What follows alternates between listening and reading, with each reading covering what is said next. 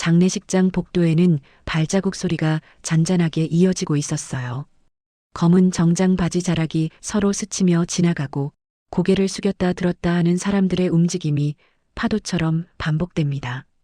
향 냄새와 국 끓이는 냄새, 종이컵 커피에 탄 냄새가 섞여 공기 전체가 무겁게 내려앉아 있었어요. 빈소한 영정사진 앞에는 하얀 국화꽃이 빼곡히 꽂혀 있고 그 앞에서 윤상호가 검은 양복 차림으로 서 있습니다. 넥타이는 조금 비뚤어져 있었고 와이셔츠 칼라는 하루 종일 땀과 먼지에 쓸려 까슬까슬해진 상태였어요. 그는 허리를 적당히 숙였다 펴기를 수십 번 반복하고 있습니다. 와주셔서 감사합니다. 입에서는 습관처럼 짧은 인사가 나왔지만 목소리에 힘은 없었습니다. 눈은 상대의 얼굴을 스치듯 바라볼 뿐 오래 머물지 못했어요. 사람들은 상투적인 위로의 말을 남기고 하얀 봉투를 조심스럽게 놓고 향을 피우고 절을 하고 다시 돌아나갑니다. 조문객이 몰려드는 시간은 지나고 잠시 빈소 안이 한산해졌습니다. 상호는 영정 앞 의자에 앉았다가 금방 다시 일어나 허리를 한번 펴봅니다. 허리가 뻐근해지는 느낌이 어제 같지 않게 크게 느껴졌어요. 형님, 잠깐 쉬세요. 제가 보고 있을게요. 옆에서 남동생이 조심스럽게 말했지만 상호는 고개만 한번 끄덕이고 자리에 그대로 서 있었습니다. 괜찮다. 그는 짧게 대답했지만 괜찮다는 말 안에 뭐가 들어있는지 본인도 잘 알지 못했습니다. 속은 텅 빈 것 같고 머리는 멍했고 마음은 아직 어디에 닿지도 못한 채 허공을 떠돌고 있었어요. 빈소 한쪽에는 과일 상자가 쌓여 있었는데 아직 포장지를 다 뜯지 못한 상자들이 몇 개 남아 있었습니다. 박스를 정리하던 친척이 허리를 두드리며 한숨을 쉬고 그 앞에서 아이들이 눈치를 보며 서 있었습니다. 아이들은 검은 옷이 낯선 듯 옷자락을 자꾸 만지작거리다가 눈이 마주치자 얼른 시선을 피했습니다. 복도 쪽에서 조용히 문이 열리더니 장례식장 직원 한 명이 고개를 숙이며 들어왔습니다. 검은 조끼와 하얀 셔츠를 입은 중년 남자였어요. 그는 영정 사진 쪽을 향해 한번 허리를 숙인 뒤 상호에게 조심스럽게 다가왔습니다. 상주님, 잠깐만 괜찮으시겠어요? 직원의 목소리는 낮고 공손했지만 평소 안내 멘트와는 조금 다른 결이 느껴졌습니다. 상호는 반사적으로 이해하고 대답한 뒤 그제야 직원의 얼굴을 제대로 바라봤습니다. 무슨 일인가요? 직원은 손에 들고 있던 두꺼운 조물록을 살짝 들어보이며 말했어요. 아니, 별건 아니고요. 방명록에 조금 특이한 게 있어서요. 잠깐만 봐주시면 좋겠다 싶어서. 상호는 영정사진 쪽을 한번 흘끗 돌아보고 뒤에 서 있던 동생에게 눈짓으로 자리를 부탁했습니다. 그리고 직원과 함께 빈소 문 옆 작은 탁자 쪽으로 걸어갔어요. 복도와 빈소 사이 문이 반쯤 열린 틈으로 다른 방의 울음 섞인 목소리가 가끔씩 흘러 들어왔습니다. 누군가 훌쩍이는 소리, 이름을 부르는 소리가 희미하게 들렸다 끊어졌습니다. 직원은 조물록을 조심스레 펼쳤습니다. 두꺼운 하드커버를 넘기자 수많은 이름과 주소, 전화번호가 빽빽하게 적힌 페이지들이 차례로 드러났어요. 잉크 냄새가 아주 희미하게 올라왔습니다. 여깁니다. 직원이 한 페이지를 가리키며 책을 돌려 상호에게 내밀었습니다. 상호는 습관처럼 가볍게 눈을 내려다보다가 눈썹을 미세하게 찌푸렸어요. 윤상호 같은 이름이 한 페이지 안에 2번 적혀 있는 것이 보였습니다. 하나는 본인이 아까 적어 넣은 자신의 글씨체였고 그 아래로 조금 떨어진 곳에 똑같이 윤상호라는 이름이 적혀 있었어요. 이게... 상호는 고개를 약간 숙인 채 두 이름을 번갈아 바라봤습니다. 위쪽의 글씨는 자신이 익히 아는 조금 삐뚤어진 자기 필체였습니다. 그런데 아래쪽의 윤상호는 회계 방향과 길이, 글자 간격이 미묘하게 달랐어요. 혹시 상주님께서 2번 쓰신 건가 해서 처음엔 그 정도로만 생각했는데요. 직원이 조심스럽게 말을 이었습니다. 조금 전 정리하면서 보니까 필체가 많이 다르더라고요. 그래서 혹시 다른 분이 같은 이름으로 쓰신 건지. 상호의 손가락이 천천히 페이지로 다가가 아래쪽 이름 위를 맴돌았습니다. 글자를 직접 만지진 않았지만 손끝에서 종이의 거친 감촉이 전해지는 것 같았어요. 언제 적힌 겁니까? 아까 오전에 한 번, 또 점심 조금 지나서 한 번, 두 번에 나눠서 상주님이 조문록에 서명하셨죠. 직원이 기억을 더듬듯 말했다가 바로 고개를 저었습니다. 그 아래 이름은 상주님 안 계실 때입니다. 잠깐 밖에 나가셨던 그 시간대에 한 분이 오셔서 상호라고만 말씀하시고 적고 가셨어요. 저희가 성함을 한 번 더 여쭤보려고 했는데 조문만 하고 서둘러 나가셔서요. 그 사람이 제 이름을 말했습니까? 상호의 목소리가 아주 조금 낮아졌습니다. 직원은 고개를 끄덕였어요. 예. 분명히 윤상호라고 말씀하셨어요. 그는 잠시 말을 멈추고 페이지 아래쪽을 손가락으로 가리켰습니다. 이름 옆에는 짧은 문장이 한 줄 적혀 있었어요. 잉크가 조금 번져 획 가장자리가 살짝 퍼져 있는 글씨였습니다. 이제부터라도 잘해라. 상호의 시선이 그 문장에 박혔습니다. 처음에는 눈에 잘 들어오지 않았어요. 눈동자가 자꾸만 이름 쪽으로 돌아가려고 했습니다. 그러나 다음 순간 문장의 의미가 조용히 머릿속에 스며들기 시작했어요. 이제부터라도 잘해라. 단어 하나하나가 또렷하게 분리되어 보였습니다. 이제부터라는 말, 라도라는 붙임, 잘해라라는 끝. 마치 누군가가 입술을 꽉 깨물고 적어 내려간 것처럼 획마다 힘이 느껴졌어요. 장난 같은 건 아니겠죠? 상호는 본인도 모르게 그렇게 물었습니다. 직원은 곤란한 듯 미소를 한번 지으며 고개를 저었습니다. 장난이라기엔 표정이 많이 진지하셨습니다. 그리고 보통 장난치실 만한 분위기도 아니고요.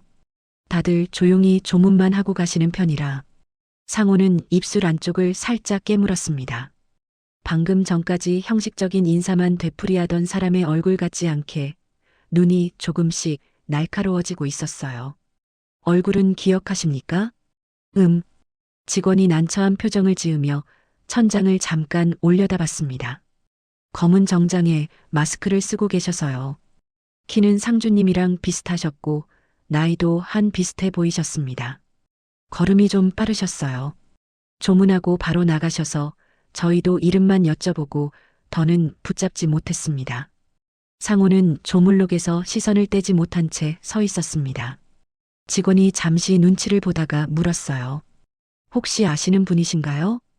모릅니다. 대답은 짧고 단호했지만 확신에 찬 목소리는 아니었어요. 그의 머릿속에서는 여러 사람의 얼굴이 빠르게 떠올랐다 사라지고 있었습니다.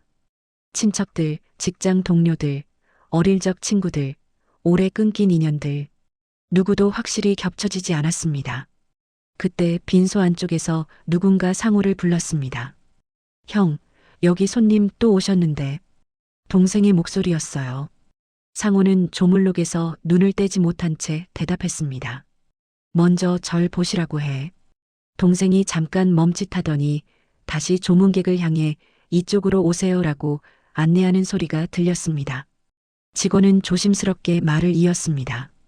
혹시 불편하시면 이 페이지는 따로 표시해 두겠습니다. 나중에라도 다시 확인하시고 싶으실 것 같아서요. 그냥 그대로 두세요.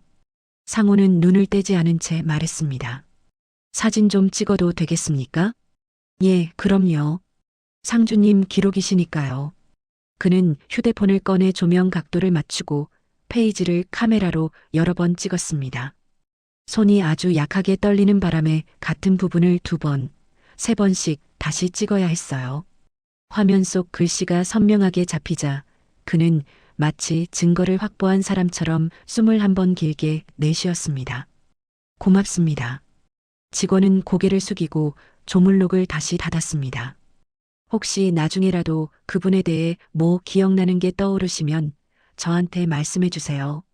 상호의 말에 직원이 한번 놀란 듯 눈을 깜빡이더니 금방 표정을 정리하고 대답했습니다. 예, 알겠습니다. 생각나는 게 있으면 말씀드리겠습니다. 직원이 복도로 나가자 상호는 잠시 문 옆에 서서 조문록이 있던 자리를 바라봤습니다. 방금까지 책이 놓여 있던 자리에는 얇은 먼지와 종이 자국만 남아 있었어요. 그 자리가 이상하게 휑해 보였습니다. 빈소 안으로 다시 들어가자 영정사진 속 정임의 미소가 시선에 들어왔습니다. 평소보다 조금 더 단정하게 찍은 사진이었지만 상호에게는 어딘가 어색해 보였습니다. 살아있을 때 늘 바쁘게 움직이던 사람의 얼굴이 정지된 채 웃고 있다는 사실이 아직 실감 나지 않았어요. 형, 어디 갔다 왔어? 동생이 작은 목소리로 물었습니다. 별일 아니다. 상호는 그 말만 남기고 영정 앞에 다시 섰습니다. 조문객 몇 명이 줄을 서서 절을 하고 있었고 그는 자동적으로 허리를 숙였다 폈습니다. 와주셔서 고맙습니다. 말은 입 밖으로 나왔지만 머릿속에서는 계속 한 문장이 떠돌고 있었어요. 이제부터라도 잘해라. 누가 썼는지 모르는 그 문장이 마치 그의 귓가에 속삭이는 목소리처럼 들렸습니다. 정임의 목소리 같기도 하고 아주 오래전에 잊어버린 누군가의 목소리 같기도 했습니다. 시간이 조금 더 흘러 조문객들은 하나둘 줄어들었습니다. 해가 완전히 져서 장례식장 유리창 밖은 어둑해졌고 복도 천장의 형광등만 하얗게 빛나고 있었어요. 종이컵 커피가 담긴 탁자에는 미지근해진 커피와 남은 과자가 어지럽게 놓여 있었습니다. 딸 서영이 코트를 여미며 빈소로 들어왔습니다. 눈 밑에는 피곤이 내려앉아 있었어요. 아빠, 저녁은 좀 드셨어요? 괜찮다. 뭘 괜찮아요. 하루 종일 서 계셨다면서요. 서영은 빈 접시를 보고 고개를 저었습니다. 그러나 상호의 시선은 딸을 제대로 바라보지 못한 채 영정 사진과 조물록이 있던 쪽 사이를 애매하게 오가고 있었어요. 아까 누구 왔었어? 상호는 무심한 듯 물었습니다. 누구요? 내 이름 또 적고 간 사람. 서영은 잠깐 눈을 크게 떴습니다. 또 적고 간 사람? 아빠 말고요? 그래. 몰라요. 저 아까 잠깐 밖에 나갔다 왔는데 왜요? 누가 장난쳤어요? 아니다. 상호는 더 이상 말을 잇지 않았습니다. 딸은 이상한 기색을 보이며 아버지를 바라봤다가 별말 없이 영정 앞에 향을 올렸어요. 장례 마지막 날 밤 빈소의 불이 하나둘 꺼져갈 때까지 상호의 머릿속에서는 그 문장이 떠나지 않았습니다. 조문객들이 흩어지고 꽃잎 몇 개가 바닥에 떨어져 말라가는 동안에도 그는 틈만 나면 휴대폰을 꺼내 조문록 사진을 다시 들여다봤어요. 작은 화면 속 번진 잉크가 마른 눈 위에 번지는 무언가를 자꾸 떠올리게 했습니다. 이제부터라도 잘해라. 그 문장은 마치 지금까지의 시간을 한꺼번에 부정하면서도 동시에 앞으로의 시간을 겨우 붙들어주는 말처럼 느껴졌습니다. 누가 왜 그런 말을 적었는지 지금은 알 수 없었지만 그 한 줄이 그의 마음 어디 깊숙한 곳에서 조용히 자리를 잡고 눌러앉고 있었어요. 밤이 깊어지자 빈소 안은 더 조용해졌습니다. 멀리 다른 방에서 들려오는 울음소리도 잦아들고 장례식장 전체가 낮은 냉장고 소음과 희미한 공조기 소리만 남은 듯 했습니다. 상호는 영정 앞 의자에 앉아 있다가 다시 천천히 일어나 조문록이 놓였던 자리 쪽으로 고개를 돌렸습니다. 거기에는 이제 아무것도 없었습니다. 하지만 그의 눈앞에는 여전히 하얀 종이 한 페이지와 그 위에 어둡게 박힌 이름과 문장이 선명하게 떠오르고 있었어요. 그는 조용히 숨을 들이쉬고 눈을 감았다 떴습니다. 그리고 아주 작은 목소리로 입술 사이로 말을 하나 꺼냈습니다. 이제부터. 나머지 단어는 끝까지 나오지 못한 채 목 안에서 잠겼습니다. 대신 그의 손이 무의식적으로 바지 주머니 안에 휴대폰을 더 꼭 쥐었습니다. 조물록 사진이 들어있는 그 기계를 누군가를 잡아야 할 단서처럼 느끼고 있는 모습이었어요. 그날 밤 장례식장 불이 모두 꺼지고 상호가 집으로 돌아갈 때까지 그 한 줄의 문장은 그의 머릿속에서 단 한 번도 사라지지 않았습니다. 장례를 치르는 마지막 날 아침 장례식장 복도는 전날보다 조금 더 한산해져 있었어요. 사람들의 발걸음이 뜸해지고 대신 청소도구가 실린 카트가 복도를 오가는 소리가 더 자주 들렸습니다. 쓰레기 봉투가 한쪽에 묶여 쌓여 있고 식어버린 국 냄새가 공기 속에 묵직하게 남아 있었어요. 윤상호는 다른 가족들보다 조금 일찍 빈소에 나와 있었습니다. 검은 양복 자락은 어제보다 더욱 구겨져 있었고 와이셔츠 소매 끝은 계속 손으로 쓸어내리다 보니 약간 누렇게 변한 듯한 느낌이 들었어요. 그는 영정 앞에 몇 번 절을 올리고 나서야 문 옆 작은 탁자 위에 놓인 조문독을 바라봤습니다. 전날 밤 휴대폰으로 찍어둔 사진이 자꾸 머릿속을 건드리고 있었어요. 잠에서 깨다 말다 할 때마다 꿈과 현실 사이로 이제부터라도 잘해라 라는 문장이 떠올랐습니다. 눈을 감으면 흰 종이 위에 번진 잉크가 먼저 떠오르고 그 다음에야 아내의 얼굴이 따라오는 시기였습니다. 상호는 영정 앞에서 한숨을 짧게 내쉬고 조문록이 놓인 자리로 천천히 걸어갔습니다. 주변에 사람이 없는 걸 확인하고 책을 자기 쪽으로 당겨 펼쳤어요. 빽빽하게 적힌 이름들 사이를 빠르게 넘긴 끝에 그는 문제의 페이지를 찾았습니다. 어제와 마찬가지로 그 페이지에는 윤상호라는 이름이 2번 적혀 있었고 아래쪽에는 그 한 줄이 여전히 또렷하게 박혀 있었어요. 이제부터라도 잘해라. 그는 어제 찍은 사진을 다시 확인할 필요도 없이 글씨의 굵기와 잉크 번짐, 회계 방향을 눈으로 더듬었습니다. 위쪽에 자신의 글씨 옆으로 아래쪽 이름의 획이 조금 더 눌러 쓰인 듯 깊게 패여 있는 것까지 눈에 들어왔어요. 같은 사람은 아니다. 그 생각은 어제보다 훨씬 선명하게 떠올랐습니다. 손글씨가 낯설지는 않은데 분명히 자기 것이 아니라는 묘한 이질감이 들었습니다. 마치 거울 속에 비친 얼굴이 자기를 닮은 다른 사람인 것 같은 느낌이었어요. 형님, 오셨어요. 복도 쪽에서 장례식장 직원이 다가오는 소리가 들렸습니다. 어제 조물록을 보여줬던 검은 조끼를 입은 중년 남자였어요. 상호는 조물록에서 시선을 떼지 않은 채 책기만 살짝 덮으려다 말았습니다. 어제 CCTV 있다고 하셨죠? 그는 인사도 건너뛰고 바로 본론부터 말했습니다. 직원은 잠시 놀란 듯 눈을 깜빡였다가 금방 상황을 떠올렸는지 고개를 끄덕였습니다. 아, 예. 혹시 확인해 보시겠다고 하셨죠? 잠깐 시간 되시면 사무실로 모시겠습니다. 지금 괜찮습니까? 예, 지금이 제일 한가합니다. 상호는 조물록을 덮고 손바닥으로 한번 표지를 눌렀습니다. 마치 책 속에 그 페이지를 박제해 두려는 사람처럼 조금 세게 누르고 나서 손을 뗐어요. 그리고 직원의 안내를 따라 복도로 나섰습니다. 장례식장 사무실은 복도 끝 모퉁이를 한 번 더 돌아 들어가야 나오는 조금 떨어진 곳에 있었습니다. 문을 열자 좁은 공간에 책상 2개와 의자 몇 개, 그리고 벽면을 가득 채운 서류함이 보였습니다. 모니터 2대가 나란히 놓여 있고 한쪽에서는 프린터가 낮게 윙 마이너스 하는 소리를 내고 있었어요. 여기 앉으세요. 직원이 의자 하나를 끌어 상호 쪽으로 돌려놓았습니다. 상호는 허리를 곧게 펴고 의자에 앉았습니다. 모니터 앞에 앉은 직원이 마우스를 몇 번 움직이자 화면에는 장례식장 1층 전체를 찍은 여러 개의 CCTV 화면이 나뉘어 떠올랐어요. 복도, 입구, 엘리베이터 앞, 로비, 각 빈소 앞. 상주님 빈소는 3번 방이니까요. 여기 복도 카메라랑 출입구 쪽을 같이 보시면 될 것 같습니다. 직원이 화면 한쪽을 확대하자 어제 하루 동안의 영상이 시간 표시와 함께 빠르게 흘러가기 시작했습니다. 사람들의 움직임이 빨리 감기로 스쳐 지나가고 검은 옷을 입은 그림자들이 화면을 가득 채웠다가 사라졌어요.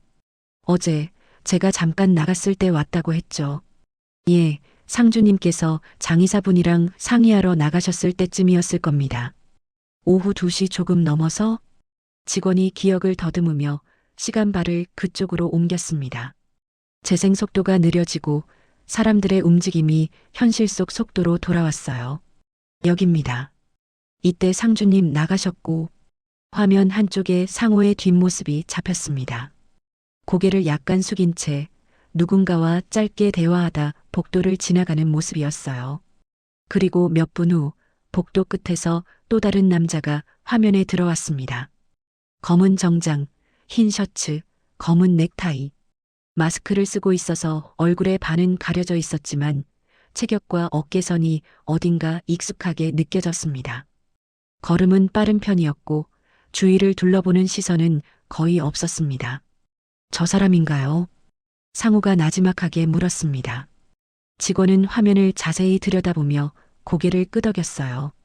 예, 맞습니다. 이때 3번 방으로 곧장 들어가셨거든요. 화면 속 남자는 주저함 없이 3번 방 앞에 멈추더니 잠깐 고개를 숙이고 빈소 안으로 들어갔습니다.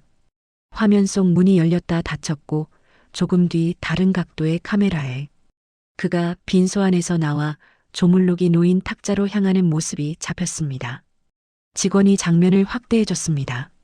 화면의 화질은 좋지 않았지만 남자의 동작은 비교적 분명했습니다. 조물록 앞에 서서 펜을 들고 이름을 적는 듯한 어깨 움직임. 그리고 잠시 멈춘 뒤 다시 몇 글자를 더 적어 내려가는 모습. 혹시 이렇게 확대하면 얼굴이 더 보일까요? 상호의 목소리에는 조심스러운 기대와 묘한 긴장이 섞여 있었어요. 직원은 고개를 끄덕이며 화면을 한 번 더 확대했습니다. 픽셀들이 커지면서 실루엣이 조금 흐려졌지만 눈과 코, 턱선의 윤곽이 대략적으로 잡혔습니다. 남자는 얼굴을 아래로 약간 숙인 채 조물록만 바라보고 있었고 마스크 위쪽으로 드러난 눈 주위에는 깊은 주름이 보였습니다. 눈썹이 약간 찌푸려진 모양새는 글자를 쓸 때 집중하는 사람의 표정처럼 보였습니다. 상호는 화면에서 눈을 떼지 못했습니다. 어딘가 낯이 익은 것 같기도 했고 전혀 처음 보는 사람 같기도 했어요. 마스크가 얼굴의 절반을 가리고 있고 카메라 각도가 위쪽이라 정확한 얼굴형을 확인하기 어려웠습니다. 하지만 몸의 기울기, 펜을 쥔 손의 각도, 이름을 쓸 때 어깨를 한번 움찔하는 습관 같은 것들이 눈에 들어왔어요. 나랑 비슷하다. 그 생각이 순간적으로 스쳐 지나갔습니다. 그는 자신도 모르게 손가락을 움켜쥐었습니다. 혹시 소리도 나옵니까? 아, 이 복도 쪽 카메라는 녹음이 안 되고요. 방 안은 약간 들어가긴 하는데 조문하실 때는 대부분 낮은 목소리셔서. 직원이 다른 화면으로 넘어가 빈소 안쪽 카메라를 재생해 봤습니다. 화면 속에는 영정 앞에서 남자가 절을 올리고 잠시 서 있는 모습이 잡혀 있었어요. 입술이 움직이는 것 같기도 했지만 소리는 거의 들리지 않았습니다. 얼굴을 조금만 더 보여주지. 상호가 거의 혼잣말처럼 내뱉었습니다. 직원은 눈치를 보다가 조심스럽게 말을 꺼냈어요. 아까도 말씀드렸지만 키나 체형은 상주님이랑 많이 비슷했습니다. 나이도 한 50 중반 정도? 내가 아는 사람 같았습니까? 그의 질문은 어딘가 비합리적인 기대가 섞인 것이었어요. 직원은 잠시 망설이다가 솔직하게 대답했습니다. 글쎄요, 저희가 하루에도 유족분들을 워낙 많이 뵈니까요. 딱 봐서 누구 닮았다 이런 느낌까진 잘 모르겠습니다. 다만 조물록에 이름 적으실 때 좀 오래 서 계시긴 했어요. 오래? 예. 보통은 성함이랑 연락처만 적고 금방 가시는데 저분은 한참 적으셨다가 마지막에 그 문장을 한 번 더 읽고 가시더라고요. 저도 멀찍이서 봐서 뭐라고 썼는지는 모르고 있었는데 직원의 말은 거기서 끊겼습니다. 상호는 화면 속 남자가 조물록에서 몸을 떼지 못하고 다시 내려다보는 장면을 몇 번이고 되감아 보았습니다. 그 작은 동작 하나도 자꾸 의미를 가지게 되는 느낌이었어요. 이 영상 혹시 따로 받을 수 있습니까? 상호가 천천히 물었습니다. 직원은 잠시 난처한 기색을 보였습니다. 원칙상 외부 반출은 안 되는데요. 그래도 상주님 요청이시고 얼굴이 잘 안 나오니까 캡처 정도는 해드릴 수 있습니다. 그럼 저 사람 나오는 부분만 캡처해서 제 휴대폰으로 보내줄 수 있겠습니까? 직원은 고개를 끄덕이며 몇 장면을 정지시키고 화면 캡처를 찍었습니다. 마스크를 쓴 옆모습, 조물록 앞에 서 있는 뒷모습, 복도를 빠르게 걸어나가는 뒷모습. 카톡으로 보내드릴까요? 성함으로 검색해도 될까요? 상호는 자신의 번호를 적어줬습니다. 잠시 후 휴대폰이 진동하며 알림이 떴어요. 그는 즉시 카메라 롤을 열어 방금 전 전송된 사진들을 확인했습니다. 작은 화면 속 남자는 여전히 흐릿했고 확대할수록 픽셀만 커졌습니다. 그럼에도 불구하고 그는 사진을 더 확대해 눈 근처 주름이나 귀 모양을 어떻게든 구분하려 애썼습니다. 이 정도가 최선입니다. 죄송합니다. 직원이 미안하다는 듯 말했습니다. 아닙니다. 상호는 고개를 조금 흔들었습니다. 이것만으로도 충분합니다. 그의 손가락은 여전히 휴대폰 화면을 움켜쥔 채로 사진 위에서 미세하게 떨리고 있었습니다. 그때 휴대폰 상단에 다른 알림이 하나 더 떴습니다. 딸 서영 아빠, 언제 끝나요? 저녁쯤엔 들어가야 해서요. 그는 잠시 그 메시지를 보고도 아무 말 없이 화면을 내려 다시 사진으로 돌아갔습니다. 딸 서영 아빠? 진동이 한 번 더 울렸지만 그는 답장을 미뤘습니다. 혹시? 상호가 자리에서 일어나며 물었습니다. 어제 그 사람이 들어오고 나간 시간대 따로 메모해 주실 수 있습니까? 나중에 다시 확인할 일이 있을지도 몰라서요. 직원은 벽에 걸린 달력을 보며 대략적인 시간대를 적어줬습니다. 여기 보시면 됩니다. 어제 오후 2시 17분 입실, 2시 26분 퇴실. 방 안에 계신 시간까지 합치면 한 10분 정도 계셨네요. 10분. 짧다면 짧고 길다면 긴 시간. 누군가의 죽음 앞에서 머무르기에는 애매하게도 정확한 숫자였습니다. 상호는 그 종이를 접어 지갑 안에 넣었습니다. 마치 오래된 영수증이나 지폐를 넣는 것처럼 손놀림이 신중했어요. 도와주셔서 감사합니다. 별 말씀을요. 혹시 또 생각나는 거 있으시면 말씀 주세요.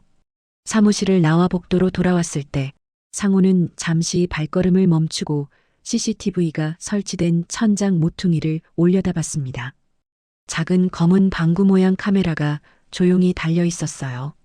누군가 나를 보고 있었다. 그는 그런 생각을 했습니다.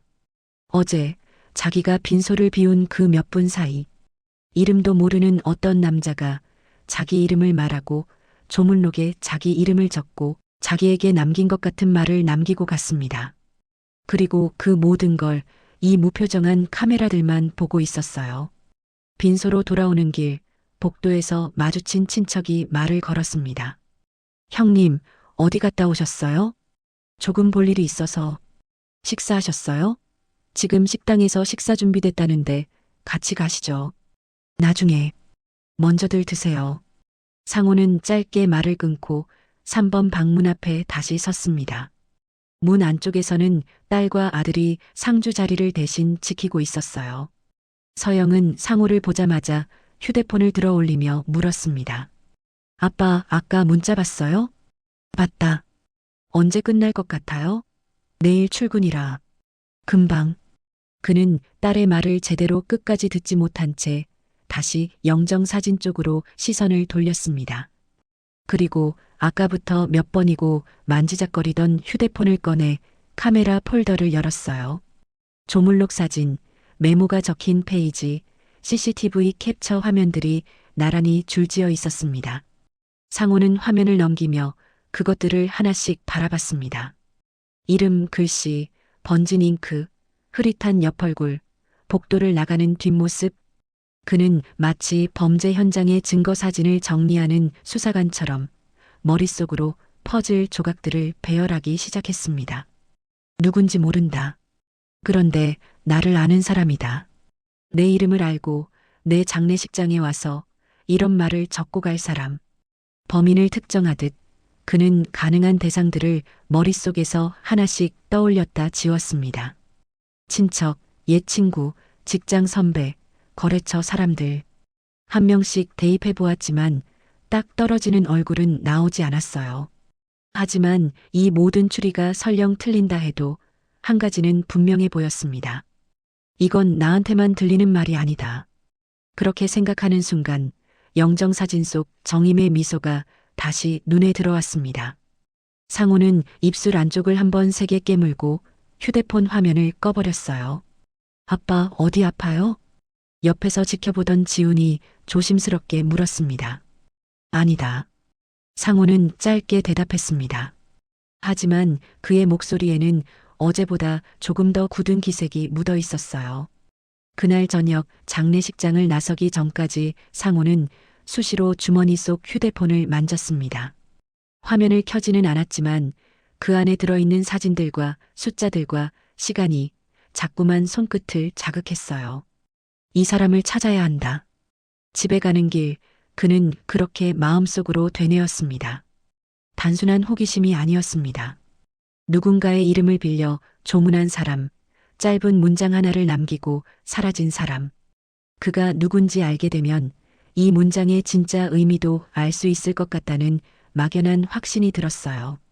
길가 가로등 불빛이 차창에 반사되어 스쳐 지나갈 때마다 그의 머릿속에는 그 문장이 다시 떠올랐습니다.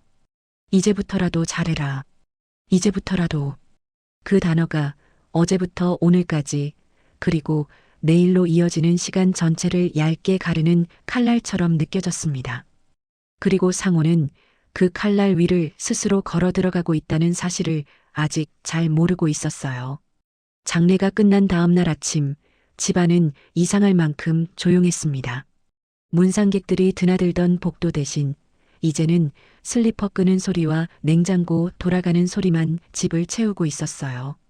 현관에는 아직 검은 구두와 장례식장 이름이 찍힌 비닐봉지가 어지럽게 놓여 있었고 거실 테이블 위에는 미처 치우지 못한 조의금 봉투와 숫자를 적어놓은 메모지가 남아 있었습니다. 윤상호는 외투만 대충 벗어 걸어두고 그대로 안방으로 들어갔습니다. 어젯밤 집에 들어왔을 때도 그랬듯이 그는 신발만 벗고 바로 방 안 깊은 쪽으로 몸을 밀어넣는 버릇이 생겨 있었어요. 안방은 정임이 마지막까지 생활하던 흔적이 그대로 남아있는 공간이었습니다. 머리맡 침대 위에는 아직도 그녀의 베개가 놓여 있었고 옆에는 약통과 물컵이 그대로였습니다. 창가 쪽 테이블 위에는 반쯤 쓴 로션과 빗, 작은 손거울이 가지런히 서 있었어요. 상호는 방 한가운데 서서 잠시 숨을 골랐습니다. 장례식장에서는 해야 할 일이 너무 많아서 정작 아내가 없다는 사실을 생각할 틈이 없었습니다. 집으로 돌아오자 비로소 모든 것이 비어 있다는 것이 눈에 들어오기 시작했어요. 그는 무의식적으로 바지 주머니를 더듬어 휴대폰을 꺼냈습니다. 화면을 켜자 가장 최근 사진 목록 맨 앞에 조문록 페이지와 CCTV 캡처 사진들이 줄지어 떠올랐습니다. 하얀 종이 위에 쓰인 윤상호라는 이름 2개, 그 아래 짧은 문장 한 줄, 그리고 복도 끝을 빠르게 지나가는 흐릿한 남자의 뒷모습. 상호는 한참 동안 그 화면들을 가만히 내려다보다가 휴대폰을 천천히 내려놓았습니다. 그리고 눈을 들어 방 안을 훑어봤어요. 종이. 머릿속에 떠오른 단어가 하나 있었습니다. 장례식장에서 잘 나온 조물록 페이지의 감촉, 문구점에서 수십 장의 메모지를 만지작거리던 느낌이 손끝에 남아 있었어요. 그는 방 한쪽 서랍장 앞으로 걸어가 맨 위 서랍을 열었습니다. 각종 서류 봉투, 보험 관련 서류, 고지서 뭉치가 무더기로 쏟아져 나왔습니다. 상호는 그것들을 하나씩 꺼내 침대 위에 올려두며 손으로 대충 정리했습니다. 두 번째 서랍에는 사용하지 않은 수첩과 볼펜, 잡지들이 섞여 있었습니다. 그는 수첩 표지를 손가락으로 눌러보고 종이 두께를 대조해 보듯 몇 번씩 뒤집어 봤어요. 아저씨, 뭐 찾으세요? 거실 쪽에서 미숙의 목소리가 들려왔습니다. 집 정리를 도와주러 온 여동생이었습니다. 상호는 대답 대신 서랍을 하나 더 열었습니다. 세 번째 서랍에서는 손수건과 양말, 잡동사니 사이에서 작은 상자 하나가 나왔습니다. 상자는 A 사용지 반만 한 크기로 연한 꽃무늬가 희미하게 찍혀 있는 종이 상자였습니다. 뚜껑 모서리가 많이 달아 있었고 한쪽 귀퉁이는 테이프로 한 번 더 붙인 흔적이 보였어요. 상호는 상자를 꺼내 침대 위에 올려놓고 잠시 숨을 고른 뒤 조심스럽게 뚜껑을 열었습니다.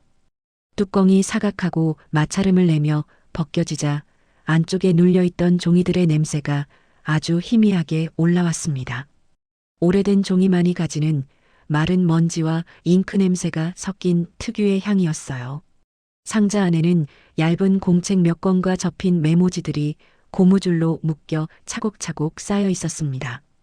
공책 표지 구석에는 작은 글씨로 2017, 2019 같은 연도가 적혀 있었고 어떤 표지에는 일기, 메모 같은 단어가 삐뚤삐뚤하게 적혀 있었어요. 상호는 손가락으로 공책 표지를 한번 쓸어내렸습니다. 종이의 질감이 손끝을 타고 올라왔습니다. 조물록에서 느꼈던 그 종이 결이 문득 떠올랐어요. 그는 공책 하나를 꺼내 첫 페이지를 펼쳤습니다. 갈색 볼펜으로 적힌 날짜와 그 옆에 짧은 문장이 눈에 들어왔습니다. 오늘은 병원에서 밤을 새웠다. 그래도 애들은 잘 버티는 것 같다. 글씨는 단정했지만 획마다 힘이 들고 나가는 리듬이 조금씩 달랐습니다. 상호는 내용을 꼼꼼히 읽기보다는 종이와 글씨의 조합을 더 유심히 보았습니다. 종이의 두께, 잉크가 스며든 깊이, 글자를 둘러싼 옅은 번짐. 그는 조심스럽게 페이지를 한 장 또 한 장 넘겼습니다. 하얀 페이지들이 넘겨질 때마다 종이끼리 비비는 얇은 소리가 방 안에 조용히 울렸어요. 몇 장을 넘긴 끝에 그는 한 문장에 눈이 멈췄습니다. 지훈이 또 취업 이야기에 한숨만 쉰다. 그래도 이제부터라도 다시 시작하면 늦지 않다. 이제부터라도. 단어가 눈에 들어오는 순간 그의 눈동자가 미세하게 흔들렸습니다. 그는 다시 위로 올라가 글씨 획을 자세히 들여다봤습니다. 이의 첫 획, 제의 가로선, 부터의 부자를 쓰다가 약간 힘이 빠진 듯 미세하게 삐져나간 부분. 조물록 메모와 똑같지는 않았지만 분명히 닮아 있었습니다. 어딘가 익숙한 정임의 글씨. 상호는 모간이 약간 마른 것을 느끼며 침을 삼켰습니다. 그리고 또 몇 장을 넘겼습니다. 서영이가 회사를 그만두고 싶다고 한다. 힘든 건 알지만 그래도 이제부터라도 자기가 원하는 거 한 번은 해봤으면 좋겠다. 요즘 상호는 말수가 더 줄어든 것 같다.